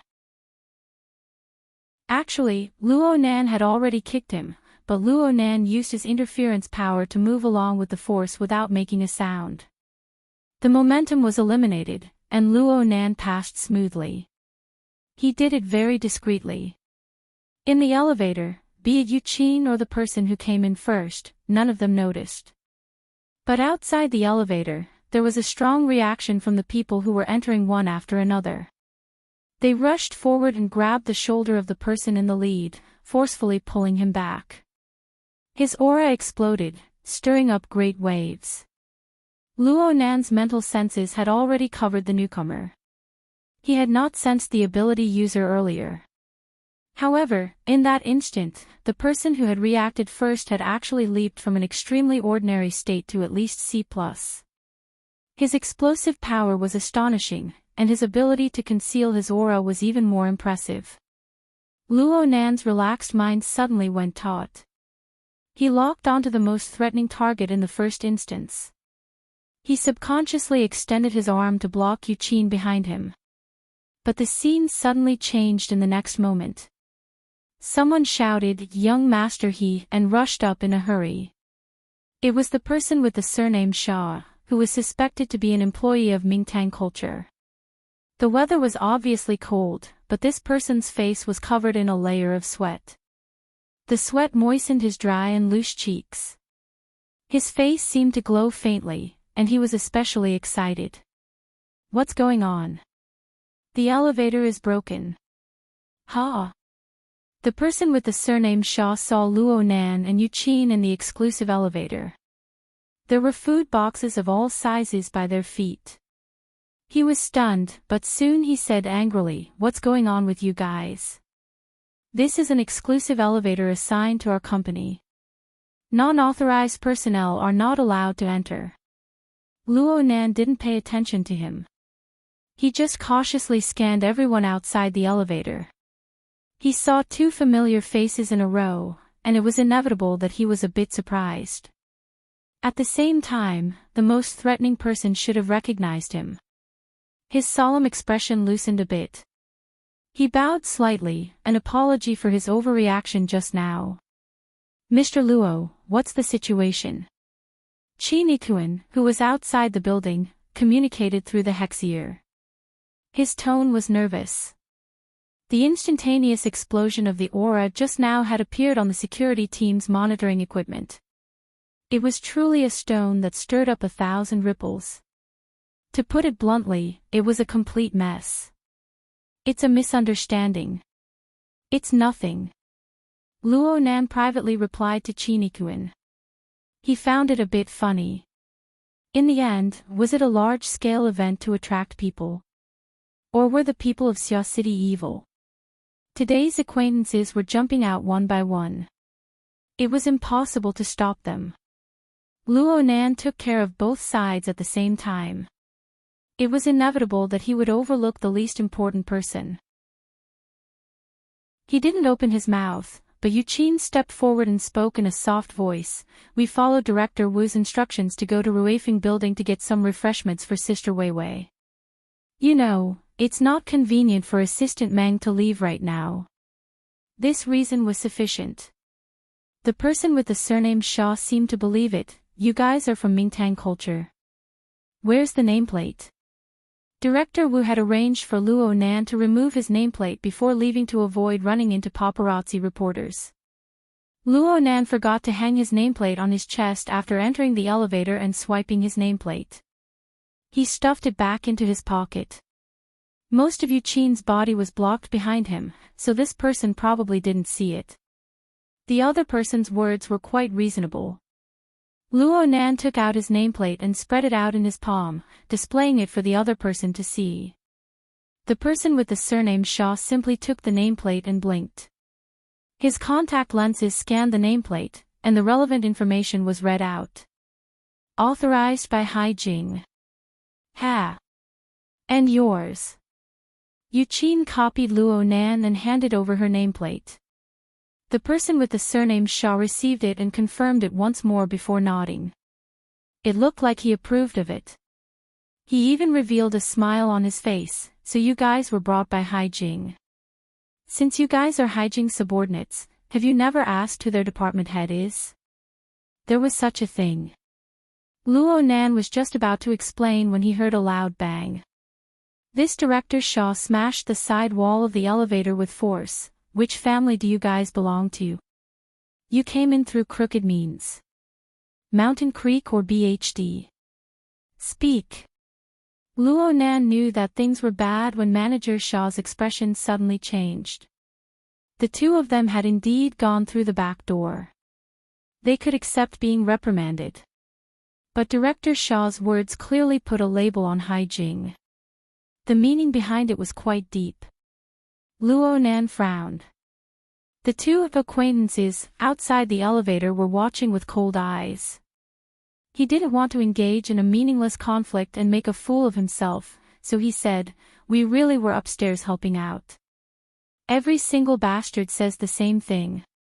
Then they do whatever they want to do." Director Shaw sneered. Director Wu has a myriad of problems to deal with every day. He only recognizes nameplates and not people. It's not strange that you guys have Hai Jing supporting you from behind. Everyone knows that Sister Wei has the habit of having morning and afternoon tea. But don't tell me you guys bought all of this for Sister Wei. Okay, you guys don't need to say anything. I'll have Hai Jing explain things to Director Wu.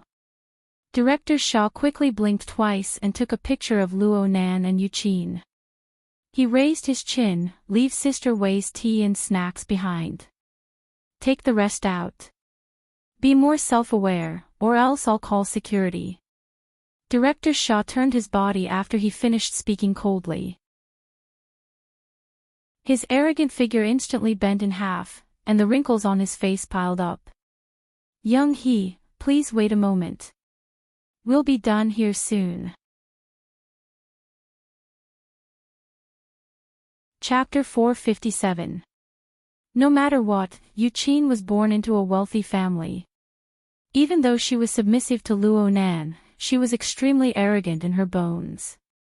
Director Shaw was a department head of a management company, yet he was arrogant and bossy. He even spat out the words, "Get lost." How could she endure this? Show some respect. Hee, miss.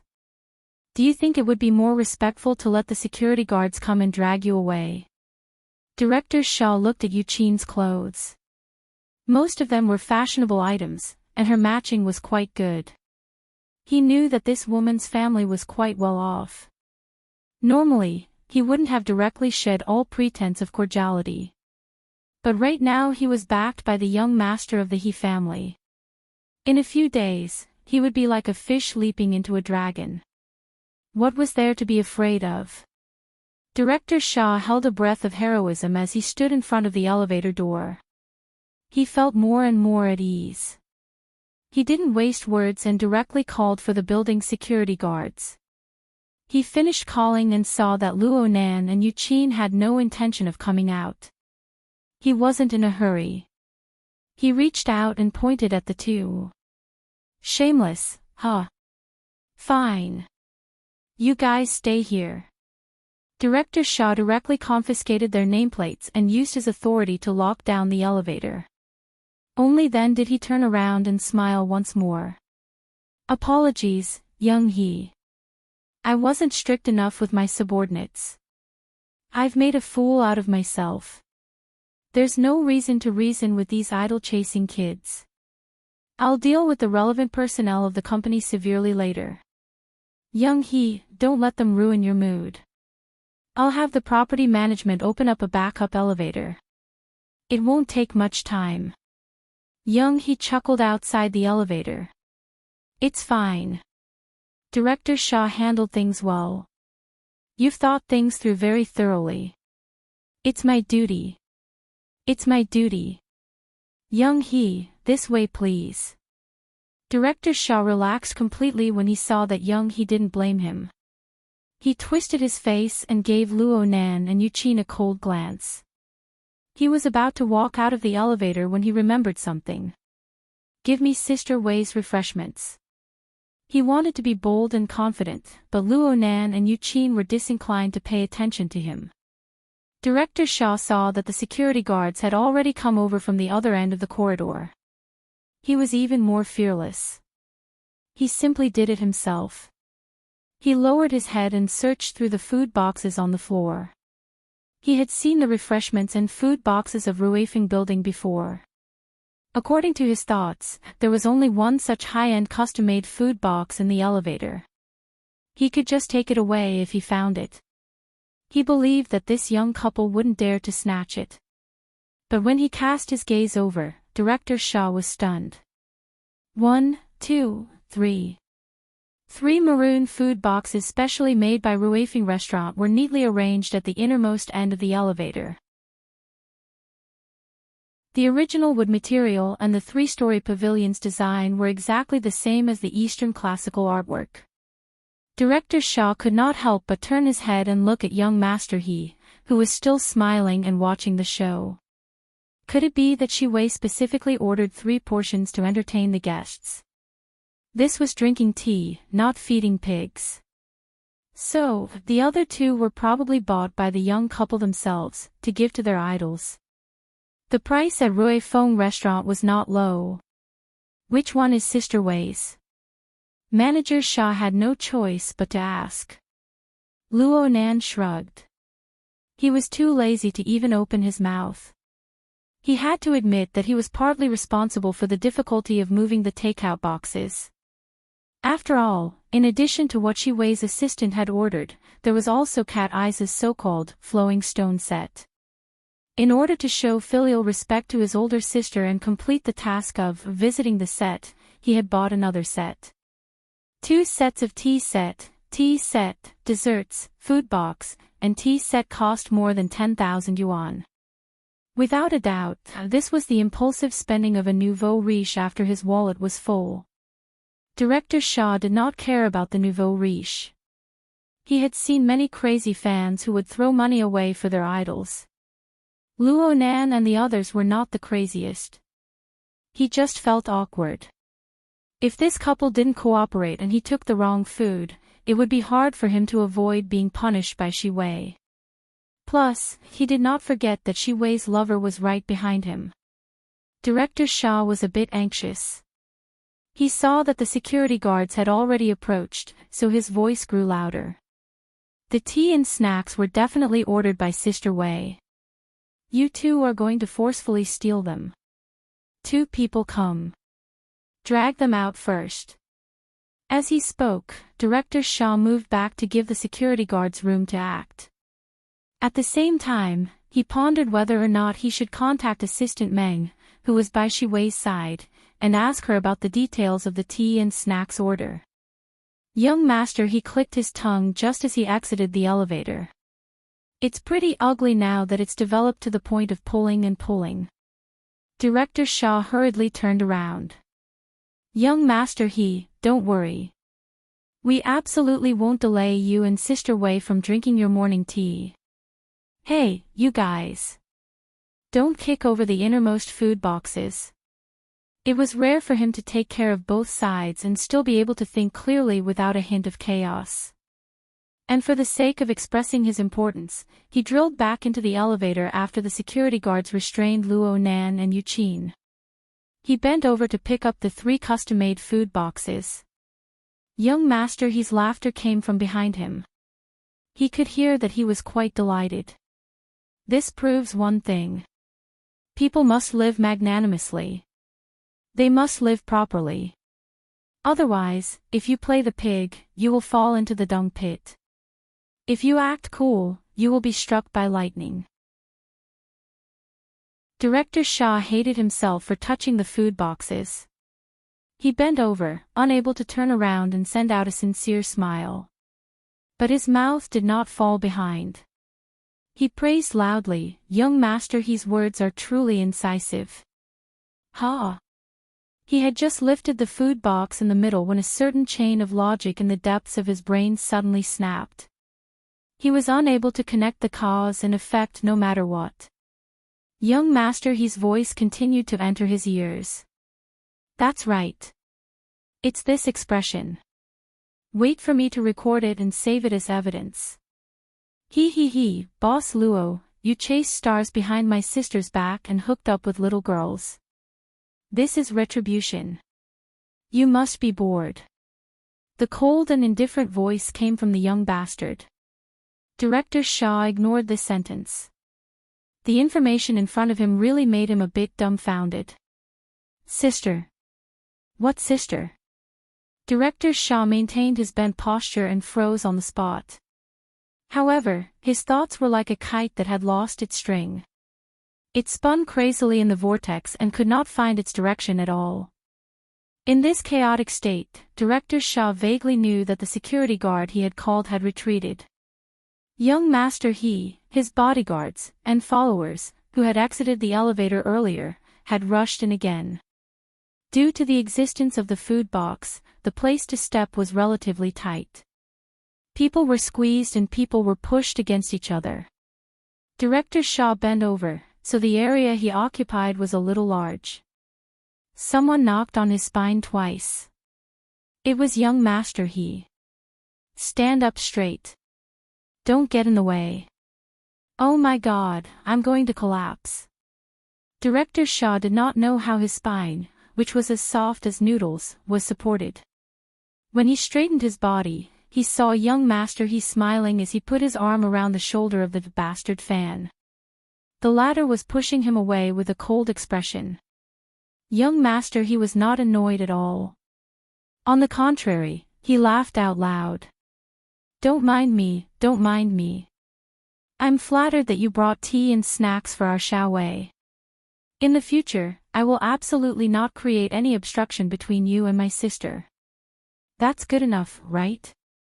Such intimate words and body language made Director Shaw's face turn into a bewitching neon rainbow in the red light district. It was ever-changing. In the end, it was completely cut off and turned into a patch of black ash. When things reached an extreme, they would move in the opposite direction. At this moment, years of social instincts dominated everything. Director Shaw's face suddenly burst into a smile. Sorry. This. His instincts were still flawed. Director Shaw's mind suddenly went blank. He had forgotten the surname of this most important person. He Donglu kindly reminded him, call him Boss Luo. Don't look at his tender face. He's a ruthless character who can order my sister around. Hey, stop squeezing. Otherwise, if only one of us goes down, we won't be able to live. In an instant, almost everyone's gaze fell on Director Shaw's face. I don't want to live. I don't want to live.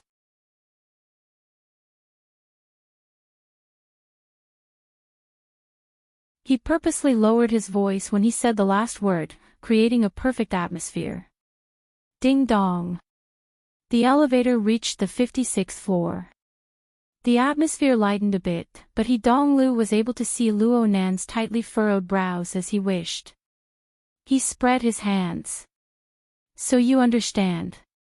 Speaking of which box is she weighs? I'll just bring it over. The middle. Luo Nan responded subconsciously. Aha, thanks a lot. Speaking of which, He Donglu was quite ostentatious. Apart from the old driver bodyguard that Wang Yao had seen in Ocean Sky Cloud City, there were still 5 or 6 attendants. Naturally, there were people taking his place at this time. The elevator door opened, and He Donglu walked out with a beaming smile. In the next moment, his eyes lit up. Hey. Didn't I say that Ming Tang's resources aren't bad? You guys are that long-legged good-looking group. What's your name again? All the members of BHD were gathered outside the lift. Originally, he was waiting for his family's pastries and snacks. Who would have thought that when the elevator opened, a playboy would come out? They couldn't help but be a bit stupefied. Luckily, the housekeeper, Shui Yuan, was well trained. She counted to 3, then the 3 sisters bowed at the same time with a smile. Hello, we are BHD. He Donglu chuckled. His playboy temperament flared up. He instinctively reached out his hand, wanting to touch the face of Clara, the most good-looking of them all. But his hand was halfway there when he felt an inexplicable chill on his back. He cursed inwardly and could only lift it up. He tidied his own hair and turned around. There are quite a few people here in Mingtang that I like. I suddenly have an idea. Brother, let's join hands. We can talk about the capital operation. I'll give you 20% of the shares. You just need to help me grasp the timing and see when it's good to strike the bottom. Luo Nan stared at him. Tian Bang is a member of your military. He's even in the Coastal Defense Force. Tian Bang isn't that vulgar. As for me, my position in the He family isn't that high. You, on the other hand, can ask my sister and your secretary about the progress. He Dong Lu extended his hands and bumped fists. Our appetites aren't that big. Even if they beat our brains out, it won't hinder us from picking up girls, earning money. Luo Nan shut his mouth and didn't say anything. He didn't feel like continuing this topic. He Dong Lu shrugged his shoulders and turned around very straightforwardly. Thank you again. Come back and have some tea later. At that moment, he led a group of bodyguards and followers and swaggered away. Luo Nan stared at Luo Nan's back. He felt that Luo Nan seemed to be close to him, but Luo Nan's mouth was full of lies. Luo Nan was filled with dissatisfaction towards Luo Nan. This was very normal. With He Donglo's family background, there was absolutely no need for him to stick his face to an ability user. Not to mention that night at Ocean Sky Cloud City, when this person was being domineering, when he was forcefully suppressed by He Yueyin. Kitty. Any man would feel aggrieved after such an experience. Wouldn't it be a joke if they became the worst friend the second time they met? He Donglu seemed to have noticed Luo Nan's line of sight. He turned his head and waved at Luo Nan before he turned the corner. His smile was brilliant. After entering the passageway corridor, He Donglo's smile didn't change. He pressed the secret communication button on his wristband to talk to the bodyguard beside him. Speaking of which, how about me and that kid's older sister go for a while? It should be easy to play rock and roll. What's this called? Courtesy demands reciprocity. Don't you learn this from my sister? The bodyguard didn't want to get involved in this topic, but out of professional considerations, he still responded, right now he has a security team by his side. We have people in there. Holy crap. Old C, when did you become sinister? Luo Nan has always been a target that the military has been trying to control. It was Miss Yin who arranged for people to be placed there. It was for protection and for precaution. He Donglu said unhappily, I know that this fellow is very dangerous. But can't you be a bit more straightforward with your words? The bodyguard, Old C, organized his words before saying, Luo Nan, in the inner world, has the highest evaluation of AB+. In the military's evaluation, he has an A, and in the judgment of the Xia city government, he has a red, meaning that he is extremely dangerous. Hold on. He Donglu interrupted Old C's words. He was a bit annoyed. The military and the government's judgments are out. When did this happen?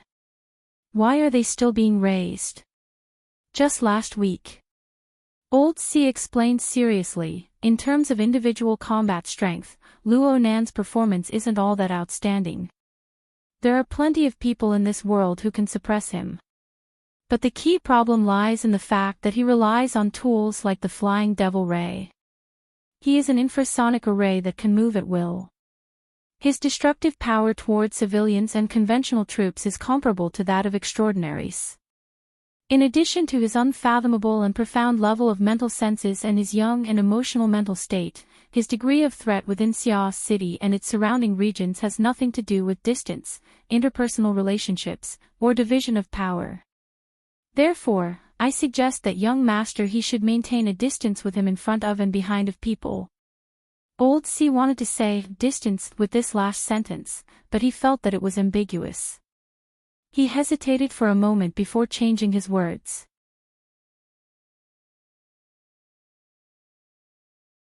Chapter 459. Discretion. Old C's words had more or less bruised He Donglo's self-esteem. He grinned. Isn't he relying on that devil ray? How about this? I'll buy it and take it home to steam and braise it. Of course, these were words spoken out of anger. However, Old C's reply gave him another blow. The Xia City branch has already purchased that flying devil ray last week. It's just that it's being nurtured there. This is an important reason why the city government and the general staff have updated their judgment. Motherf asterisk cur. Leaving it there is disgusting. He Donglu sucked in a breath of cold air. He knew very well that the Xia City branch was fishing in this manner. They were fishing specifically for big fish like him, who harbored evil intentions. As for purchasing it in advance, it was even more reasonable. Of course the Xia City branch was happy to see a threatening and intimidating existence comparable to an extraordinary. Especially since Luo Nan was still so young, easy to control, and easy to train. This favor was enough to make the kid shed tears of gratitude for several years. Oh, looking at the time, it just so happens to be after Tian Bang's torment. Humph, using an A-rank dangerous individual to offset the impact of the incident and return to the old balance of power. He Donglu curled his lips. Fully joining the special power of the ability user organization, maintaining the dynamic balance between the military and the capital power, and allowing the entire society to maintain its upward force like a bamboo dragonfly. Isn't this the ideal state of the extraordinary era that my sister wishes for? TCH, if she wants to do politics, then what is she doing outside? No matter what her background is, she is now surnamed He. She is of the blood of the He family. As long as she makes up her mind, she will fight her way through the military. Perhaps the Air Force will be hers in the future. It's better than letting someone else take over. Old C spoke softly, using the extraordinary as the handle, using the military and the capital power as the rotor. Even though the power is meager, it is enough to allow civilization to rise in the sea of stars and stand alone in the universe. What did you say? He Donglu didn't hear it too clearly. Old C shook his head, returning to the bodyguard's usual silence. He Donglu had already arrived at the door of the suite. He pressed the doorbell, but then he thought of something. Everyone says that kids' sensing ability is super strong. At this distance, it's most likely possible. Fuck. The door to the suite opened. He Donglu had a belly full of anger.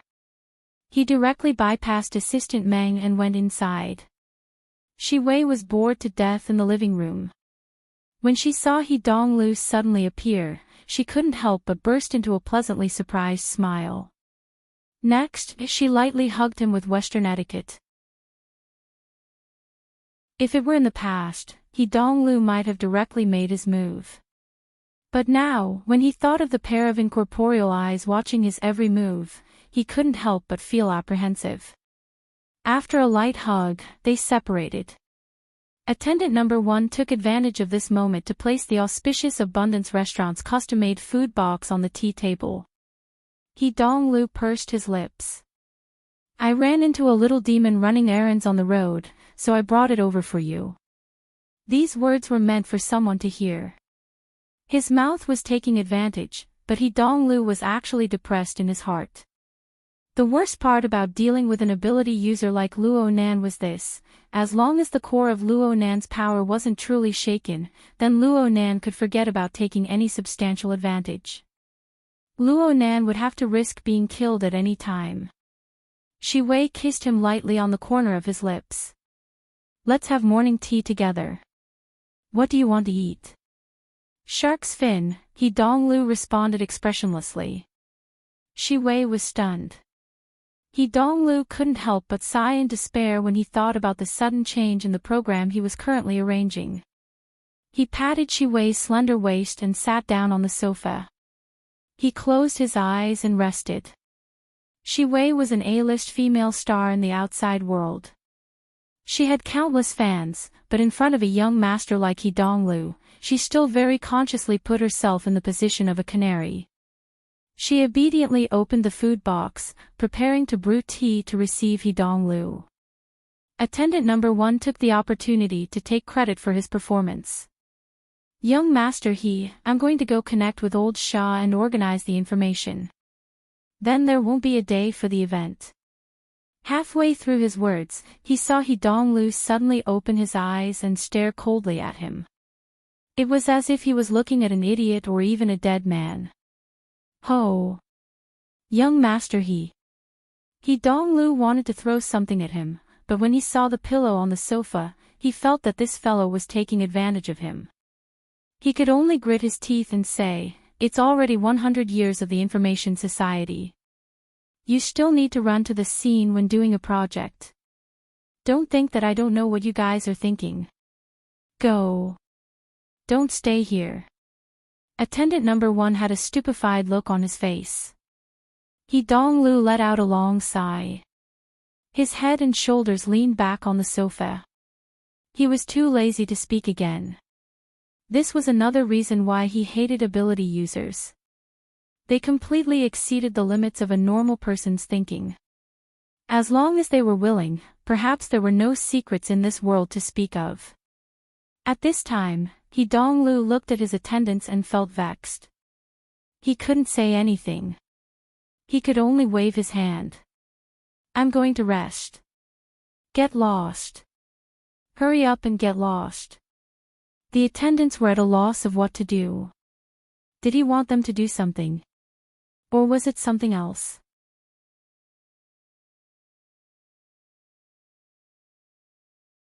This was an unexpected answer. Bai Yu couldn't understand it at all. Luo Nan revealed the truth of the matter. "Her brother stole a woman and offended me. He's afraid that the company will go bankrupt, so..." "Are you serious?" Bai Yu seemed to be listening to a novel. Luo Nan shrugged. "In any case, Yuzheng isn't a smart person, right?" "Ah." Luo Nan felt that it was very interesting to see Bai Yu's adorable expression. He suddenly had an impulse and reached out to pat her cheek. Bai Yu stood there stupidly. Her eyes swiveled a few times before she suddenly cried out, "Manager Shaw." Her voice lingered in the air as she slammed into the door with the food box in hand. She was like a scurrying little rabbit.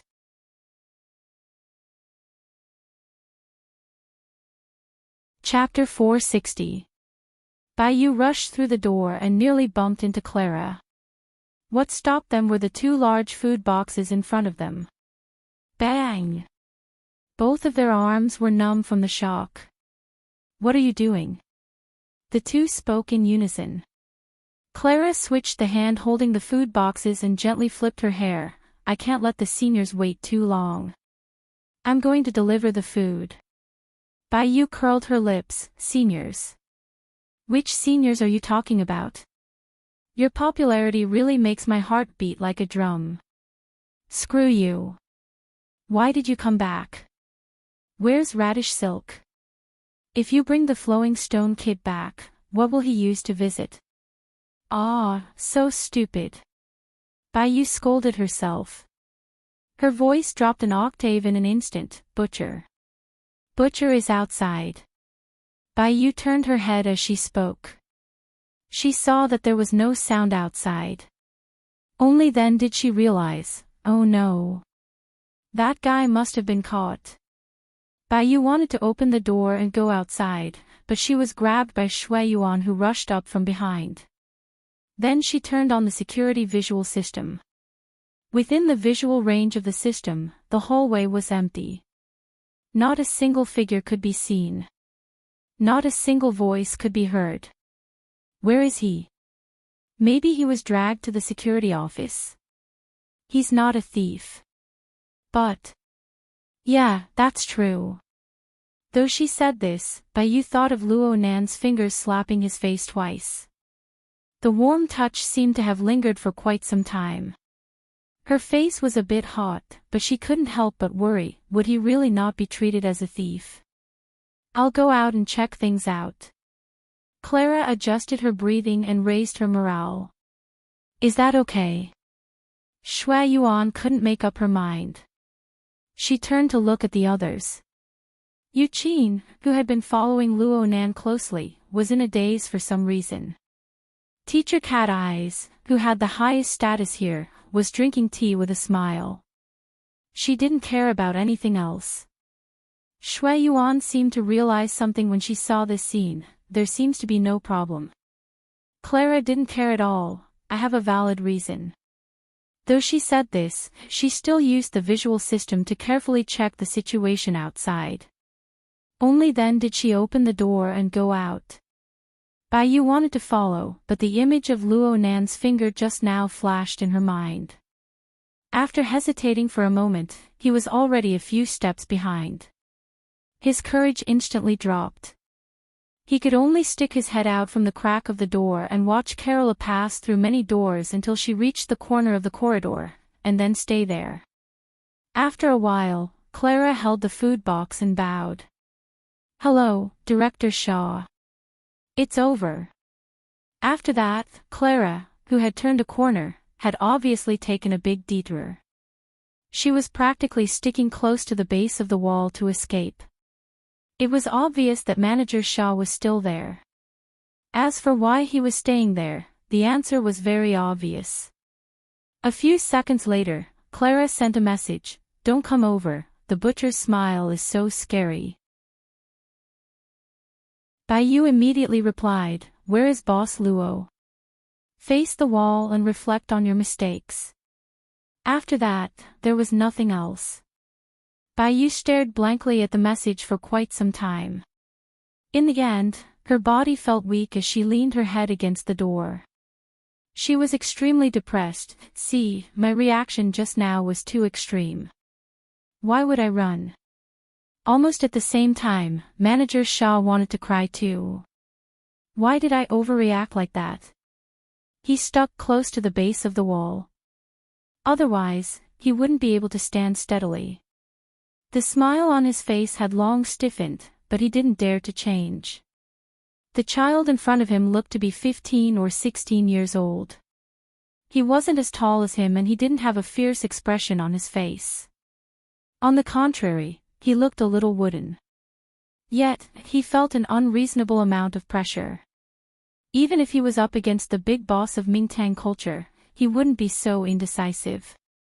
It was Clara's passing by that gave him a chance to catch his breath. Finally, his brain started to work. It was obvious that Boss Luo had a good relationship with the BHD group. Was she his target? According to his many years of experience, when it came to relationships between men and women, a teenager would be confused, thirsty and possessive. Hence, they would be relatively complicated. Apart from those who matured early, most teenagers would be impulsive and wouldn't have a particularly heavy taste. But, to be involved in multiple targets at the same time, if he wasn't a veteran, who else could be? But, he didn't look like one. Was he good at disguising himself? The type that liked to play around with people's feelings. But, the way he flirted with her wasn't like that at all. Manager Shaw felt that he was really in a dilemma. Never in his wildest dreams would he have thought that, with his usual style of doing things, he would be so blind as to offend the son-in-law of Kong Tianhe. Of course, this was just a description. No matter what, Boss Luo was definitely the kind of person he couldn't afford to offend. Since he had done something stupid, he had to make up for it. What could he use to make up for it? He could only use his old profession. As a department manager of an entertainment company, he had many resources that ordinary people were envious of. But compared to a wealthy family like Kong Tianhe, it was a joke. The other party used him for fun. Otherwise, with just a thought, they could turn him into ashes with just a puff of air. Fun was the key word in everything. The best resource he had was none other than the banquet that was going to be organized soon. It was a carnival created by the libertines in the entertainment circle. There were some mysterious elements in it, and it had always been one of the most high-end symbols in the relevant circles. If Boss Luo liked this kind of thing, it would be ideal to do him a favor at little cost. But he still had some rationality left in him. Manager Shah's operation appeared to be very complicated, and his authority requirements were extremely high. There were a few times where he even had to test his breathing, heartbeat, and so on. It seemed that he was trying to shield himself from abnormal states such as being under duress. Sweat dripped from Manager Shah's forehead. He wanted to explain, but he couldn't find an entry point for the time being. Right when he was about to die, he suddenly saw Boss Luo turn his head and frown. Whose room is room 5605? What? Oh. Please wait a moment. I'll check. Manager Shah had a bitter expression on his face. He was just about to switch to the verification interface when a light suddenly flashed in his mind. The relevant memories came back. Lon Lin. It's Lon Lin. The high-quality idol that the company has nurtured for the past 2 years. High-quality idol. Right now, Luo Nan's mental senses had already covered room 5605.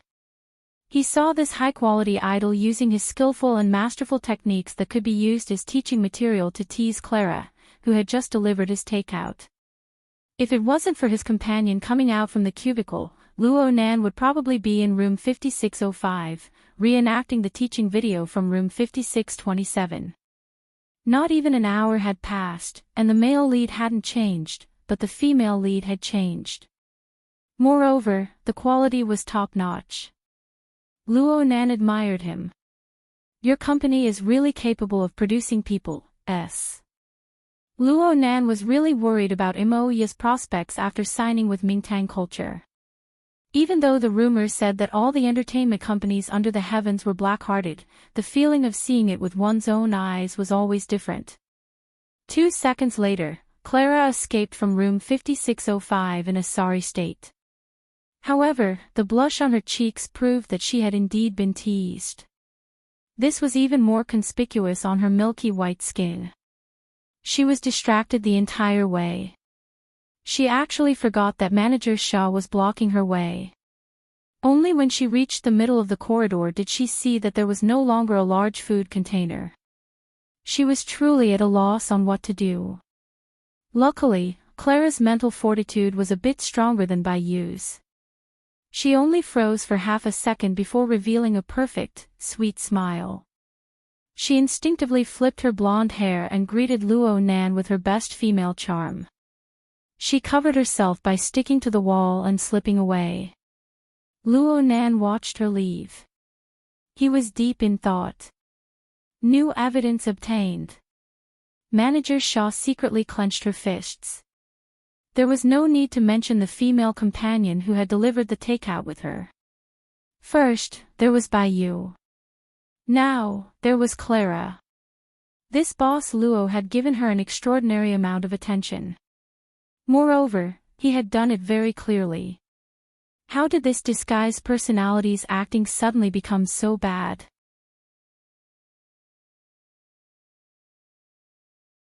Chapter 461. Manager Shah fell deeper and deeper into the trap of his own logic, but he felt the entire world brighten up. In his days, he actually felt a sense of accomplishment of grasping the pearl of wisdom. He even took the initiative to probe, Boss Luo, are you familiar with the BHD group? I like them quite a bit. Luo Nan had learned these words from Hidong Lu. He spoke very casually, but Manager Shah was moved to tears. He had finally found a seemingly reliable entry point. With a topic of conversation and a familiar field, Manager Shah's breathing and heartbeat gradually calmed down. At the same time, he began to do his best. Although this girl group is a bit more experimental in nature, they actually have a lot of potential. Their singing, dancing, and appearance are top-notch among the few batches of people the company has nurtured. The rarest thing is that they have quite a bit of character. They aren't simply selling their public personas. They don't have any particular weaknesses aside from their small number. If they have a character like Boss Luo supporting them in the future, it would be hard for them not to become famous. Luo Nan's gaze returned to Manager Shaw's face. He felt like he was looking at a brothel keeper with a silver tongue. Manager Shaw responded with a humble smile. Or should he say that everything went smoothly? Once he found the right path, even the verification that he couldn't get through would be no problem. Manager Shaw let out a breath of relief, but he raised his mind. This was a gamble. He struggled a few times in his mind, but he finally gritted his teeth and got to the point. Boss Luo, I had eyes but failed to recognize empty tie. You can scold me if you want. Speaking of which, my position is low and my eye sockets are shallow. I nearly missed out on a character like you. You are a magnanimous person. You will certainly give me a chance to make up for it. Luo Nan looked at him coldly, not saying a word. Manager Shaw summoned up what little courage he had left. He raised his left hand, doing his best to stop it from trembling. A virtual screen lit up, displaying the words invitation privileges. This privilege identification code is an entrance ticket to an event. I know that it's easy for Boss Luo to go to this sort of place, but the channels are different. The resources you enjoy are different as well. Luo Nan didn't immediately take it. He just responded absent-mindedly, is this the one he Dong Lu wants to torment? It had to be said that torment was an excellent word. Manager Shaw nodded incessantly. Luo Nan chuckled, your resources are just these before your eyes. I know that BHD is led by Hai Jing. Of course, there's also Mountain Creek. Manager Shaw was a bit surprised. Boss Luo knows Mountain Creek. Yeah, the lead singer and drummer are impressive. The lead singer, Emoya, and the drummer, Shu A.E., were two great beauties. Moreover, they were the domineering type. They were not old, but they were quite philanthropic. Manager Shaw didn't care about anything else. He made promises and the like. No problem at all. Really? Hai Jing is very protective of Shangxi, right? You know that too. Manager Shaw was really excited. To tell you the truth, there will be a major change in the company in the near future. Whether or not Hai Jing can keep its rice bowl is still uncertain. Halfway through his sentence, his heart suddenly stopped. Wait, what am I saying? This Boss Luo is obviously related to Hai Jing. He is most likely an acquaintance. Am I crazy? Luo Nan's voice entered her ears during her moment of panic and bewilderment. Is Mrs. Halder really going to withdraw completely? When these words entered his ears, Manager Shaw shuddered again. Not only did this Boss Luo know about the financial group behind Mingtang culture, he even called Madame Halder by her name. It must be known that he was a mid-level employee of a subsidiary company. It was only by chance that he found out about the true background of the financial group and the name of the true big boss. Even if Madame Halder's influence in Xia City was like a faded flower, knowing was knowing, and her attitude was still this casual, this was F*King level. Manager Shaw's entire body was trembling. Excitement and fear coexisted. Under the surging emotions, the worries that had just leaped out, as well as the thoughts and consciousness that he couldn't figure out, were all drowned out. His thoughts grew more and more fuzzy. He really wanted to have a good chat with Boss Luo. Unfortunately, this sort of matter wasn't something he could comment on. Right now, he could only smile foolishly. Luo Nan scanned the words on the virtual screen once more. Finally, he raised his hand. Manager Shaw was instantly struck with happiness when she saw this action. She wanted to move her hand over, but her arm was stiff. She could only use her other hand to support herself and carefully stick her wristbands together. Half a second later, the screen of Luo Nan's wristband lit up, revealing a classic DNA double helix structure diagram. Soon, the double helix structure scattered into thousands of meaningless numbers, piecing back together to form a disc-shaped diagram. 3 seconds later, it faded away. Manager Shaw stared fixedly at the screen of Luo Nan's wristband. She let out a long sigh of relief when she saw the garbled diagram appear. She subconsciously groaned, then laughed in spite of herself. It's past. It's past. Luo Nan's face was expressionless the entire time, but his ears jumped a few times. The hex-ear hidden deep within his ear canal transmitted a message the moment the screen of his wristband lit up. It was the intelligent voice of the Psychic Wave Network, serial number 5357. It has been detected that there is an external reading operation on your social privileges record. The operator is the SCA Supercomputer Level 2 AI, Rank 9. According to the confidentiality regulations, priority is given to data protection. During the protection period, you can choose 1. Unblock after detecting the danger level. 2. Perform multiple levels of encryption. 3. Carry out data camouflage. All of your operations will be recorded in a copy for future review. If the selected operation is forcefully terminated, please contact the relevant person in charge. The intelligent voice ended, and the verification happened to pass. Luo Nan shook his hand, as if he had gained something. Outsourcing verification services to the SCA. This is quite a high-end atmosphere. A thought flashed through his mind, and his gaze shifted to meet Manager Shaw's. He nodded lightly. You've worked hard. 2 minutes later, the door to room 5621 opened, and Luo Nan walked in with his head lowered. Baiyu immediately leaped up and asked, "You're back. Are you all right? Did he make things difficult for you?" "What? Butcher. Cough, did Manager Shaw do anything to you?" Luo Nan shook his head. He just wanted to know the ins and outs of the situation. He didn't make things difficult for me, knowing that Brother Hai Jing brought me in. When the 3 members of the BHD group heard this reply, their eyes had the expression, "Keep bragging." Baiyu wanted to ask more questions, but she was pulled back by Shui Yuan. She whispered, "Since it's already in the past, don't get to the bottom of it. There's no harm in asking." Clara pulled her back as well. Men care about their faces. What if we get lectured? No, since we already got lectured, it would hurt our pride to talk about it. Baiyu turned her head and saw that Luo Nan had returned. He found a corner and sat down. His head was lowered, and he had a rather dejected appearance. She hesitated for a moment and finally decided to change the topic. "Hey, didn't you want to go visit them? They're busy right now." Luo Nan used his mental senses to observe the progress of Moya and the others' practice as he conversed with Manager Shaw. He knew that the rare resting window had already passed. He could only wait for the next one. It was almost lunchtime. Luo Nan continued to lower his head after dealing with Baiyu.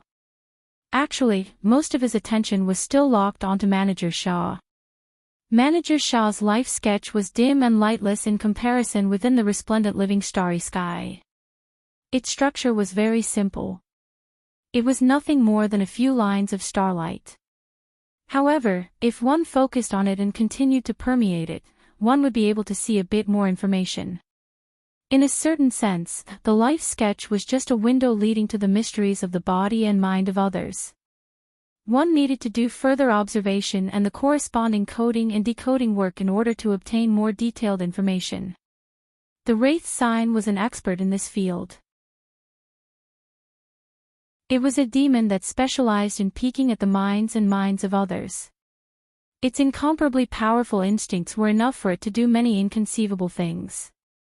In comparison, even though Luo Nan had gone through a period of study and grasped some basic knowledge of the mental side, what he could do was very limited. However, Manager Shah was an ordinary person. His abilities were overflowing, right? Right now, Manager Shah was in a bit of a daze. He walked in the hallway, swaying back and forth. He bumped into a few people who greeted him along the way, but they were at a loss. His mental state was quite bad. The mental attack just now interfered with the material plane. It squeezed the outer medial temporal lobe of the hippocampus and part of the cortex. There shouldn't be any problems with the operation. Papercut said that this method can destroy the target's short-term memory.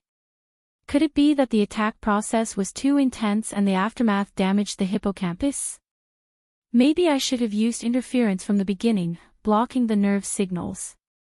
Luo Nan slowly pondered over Manager Shah's current state in conjunction with his life sketch. His goal was very simple. He wanted to obtain more information from this person while preventing others from discovering anything strange, exposing his existence and inclination. Right now, the ones who were more likely to obstruct his goal were undoubtedly He Donglu and his group. Since they were all in this building, Luo Nan reluctantly monitored them for a period of time. Just like right now. The bodyguard Old C, whom he had met once before, had returned. According to his current pace, he could just meet Manager Shah face to face. Manager Shah was currently in a dazed mental state. How could he hide from others? Turn a corner. Luo Nan's consciousness probed through the window, giving Manager Shah a new stimulation. Manager Shah was still muddle-headed. He just subconsciously moved his legs, took 2 quick steps, and circled around the corner. The elevator door opened, and Old C walked out. The long corridor was completely empty. He didn't detect anything out of the ordinary. He hurried to the room where He Donglu was residing. On the way, Old C passed by a corner that a certain someone had taken a step ahead of him. It was just that he didn't notice it. Manager Shah stood blankly behind the soundproof door in the corner, facing the empty room. How did I get here? Manager Shah blinked his eyes. He just felt dizzy, as if he had just experienced a nightmare. That's right. He really did experience a nightmare in the elevator. Hey, what happened next? It seemed like it was resolved. Room 5621. Luo Nan's head was still lowered as he looked at his open palm. His naturally slightly curled 5 fingers gently gathered the air, but he seemed to be able to feel some sort of marvelous tension. It was like he was gathering an incorporeal soul. The information that came from Manager Shah's life sketch was scattered and subtle. It involved consciousness, memories, emotions, and many other most precise and complex functions. And all of this was in the palm of his hand, allowing him to fiddle with it.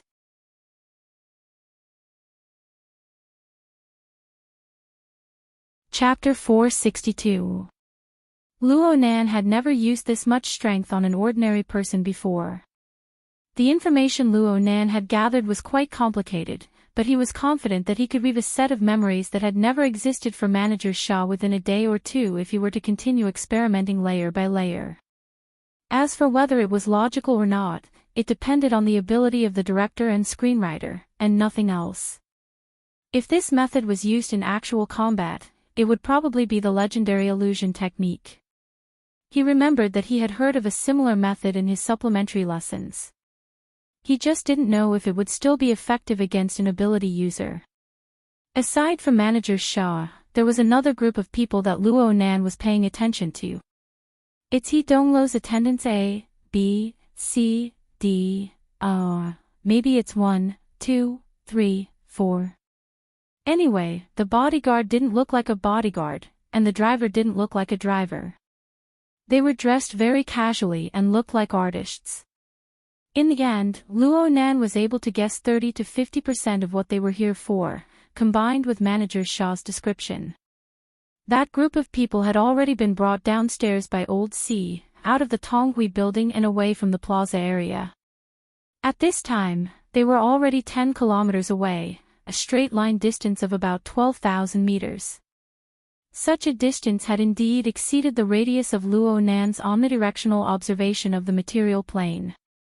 However, if they were to start from the living starry sky and lock onto the target to carry out a partial detection, it was still too early. It wouldn't be a problem for them to travel another 10 kilometers. Luo Nan was certain that Manager Shaw would not be able to dig up anything new for the time being, so he split a portion of his energy to lock onto this group of people.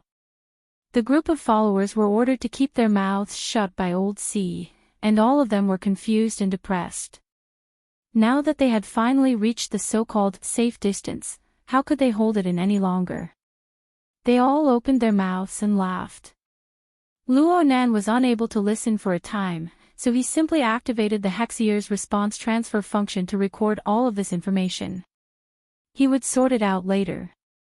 Now, he was more concerned about the consciousness, memories, and emotions of these followers. The lackeys were all ordinary people like Manager Shaw. Luo Nan rarely studied these subjects due to various considerations in the past. Even if he did observe them, he would do so in a way that would not affect the target's normal life. However, through his experiments with Manager Shaw, he realized that there was quite a bit of knowledge in this, especially when compared to ability users. He could see even more subtleties. Manager Shaw was the first experimental subject, and these people could be considered experimental subjects 2, 3, 4, and 5. They could gather information and conduct research on the mental side at the same time. Luo Nan pondered deeply. He used the external neuron to open the built-in software. He created a new notebook and prepared to make some experimental records. At this moment, someone patted his knee. "Can you raise your head? You're not going to cry, are you?" Baiyu half knelt in front of Luo Nan. She moved her head closer. She was both concerned and gossipy, but this little girl clearly didn't realize what it meant to go overboard. Doll, the team leader of the Snow Garden Academy, felt a sense of responsibility as he grabbed Baiyu by the neck and dragged her back. Clara came over to help and whispered in her ear, "What are you talking about? Stop, stop, stop. I'm dying." Baiyu was strangled to the point where her eyes rolled back. Her two legs kicked wildly, and she was caught off guard. She kicked the high heel on her right foot away, sending it flying straight for Luo Nan's skull. "Ah!" The BHD group cried out in alarm. And in the next instant, Luo Nan reached out with his hand. 3 fingers grasped the back edge of the shoe, leaving only his index finger to hook. He straightened his arm and pulled away. At the same time, he raised his head and looked at the trio who were huddled together. "No athlete's foot, right? Impossible." Baiyu's face immediately turned red. She didn't know where she got the strength to break free from her team leader's grip. She hopped over on one foot and snatched the shoe away. But because she used too much strength, she nearly bumped into Luo Nan. She had to use her elbow to support herself against the wall in order to maintain her balance. In this position, if Luo Nan were to straighten his back a bit, his head would likely bump into her rather large chest. And if he were to remain motionless, his gaze would be level, and he would be able to see the snow-white waist exposed by the stretch of her back. There was also the waistline of her vest. Luo Nan felt a bit of envy.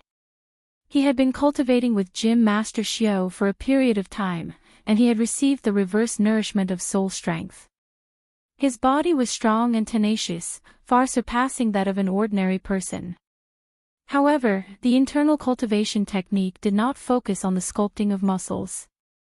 He had yet to train into a clear line of abdominal muscles. He still looked thin and weak on the surface. Baiyu was young, and her body leaned towards the voluptuous type. Clearly, she had put in quite a bit of effort to train to this degree. Since he was envious, Luo Nan couldn't help but give her a few more glances. His eyesight was good. He could clearly see that a layer of red had already appeared on Bayu's snow-white belly. Oh, the little girl was shy. Of course, Bayu knew how awkward her current position was. She put on her shoes in a standard flustered manner and retreated in a sorry state. She nearly sprained her ankle.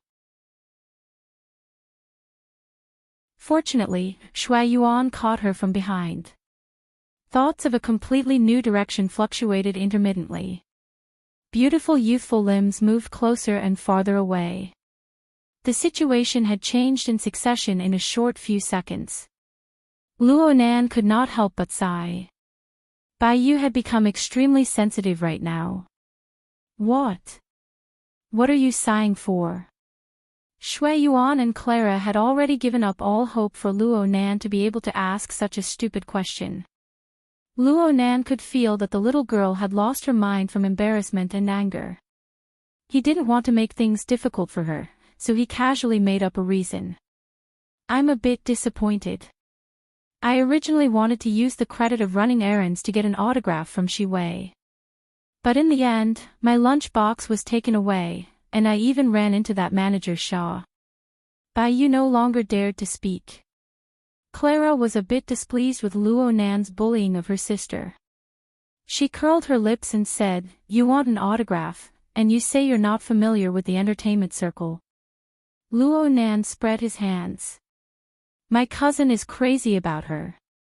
An autograph can be exchanged for at least 2 sumptuous meals.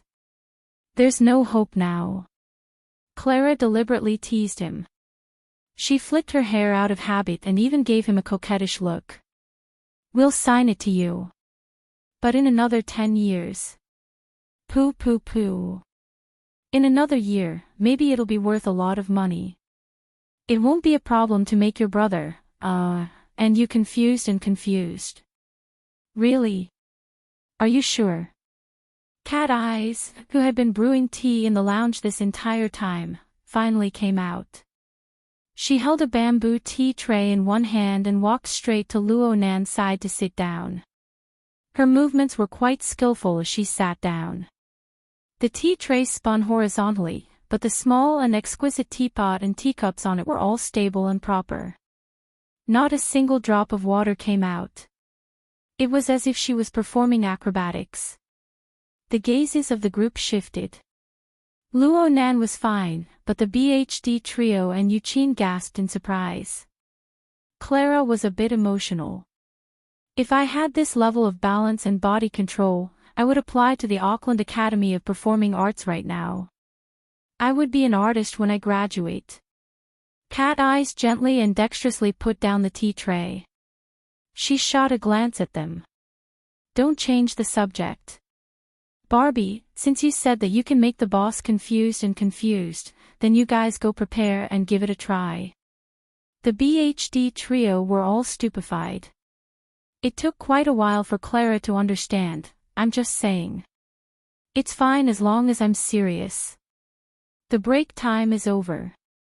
Let's do the last adaptation exercise before lunch. You guys didn't have an audience of the opposite sex before, so you guys weren't able to get good feedback. But now there's a certain someone here. At least the age matches. He's clearly an entertainment illiterate. It's fine as long as he's a normal man. Cat Eyes turned her head to ask Luo Nan after she finished speaking, "Boss, are you alright? Get lost. Then let's begin." Cat Eyes poured a cup of tea down her throat and sighed in satisfaction. You guys have 1 minute to clean up the area. The BHD trio immediately turned into a chaotic mess. Luo Nan watched Cat Eyes drink tea, thinking that he would be able to get the last treatment. He never thought that Cat Eyes would place the tea tray on the other side of her body. She even called out to Yuqin.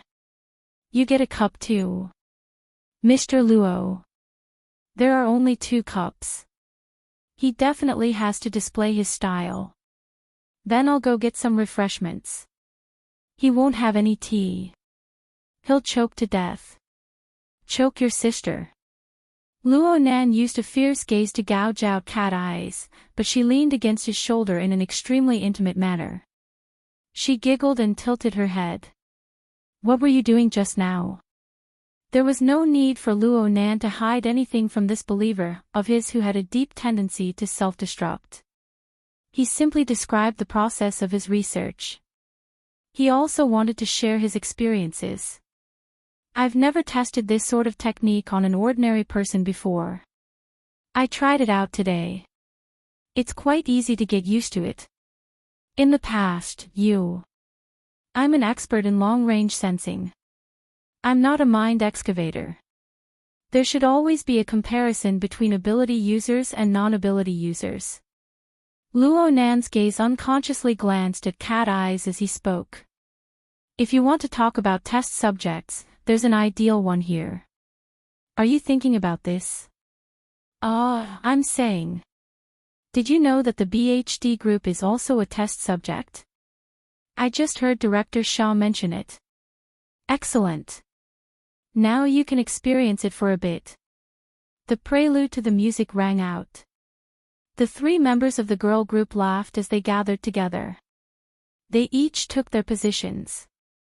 Some were squatting, some were standing, and some were raising their heads slightly. Although the postures they adopted were all different, they had all gone through thousands of tempering. They were the most outstanding and most moving postures. Their gazes were different from the sculptures. The first thing they did was focus on the audience, which was Luo Nan. The 3 beautiful and cute girls cast their gazes over at the same time. They hooked their gazes and hooked Luo Nan's soul. Luo Nan's heart thumped. The dynamic dance music had already begun. As the captain, Shui Yuan's singing was very solid. Her enunciation was clear and there was a bit of a metallic sound to it. However, Luo Nan couldn't hear what she was singing clearly. The 3 youthful bodies swaying before his eyes dazzled his eyes. The song and dance of the BHD group didn't have any artistic qualities, but every movement of theirs displayed youthfulness and dynamism. Well, in fact, it just highlighted the beauty and figures of the girls. Only after Luo Nan recovered from these direct impacts did he notice the lyrics, the song, the singing skills, and the characteristics of each member's temperament.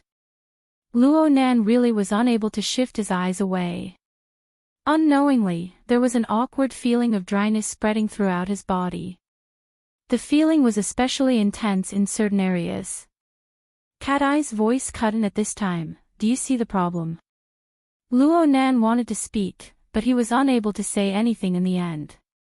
He could only shake his head awkwardly. Cat Eyes raised an eyebrow, and the topic of conversation changed in an instant. Tisk tsk. You only have one good point. Luo Nan glared at her.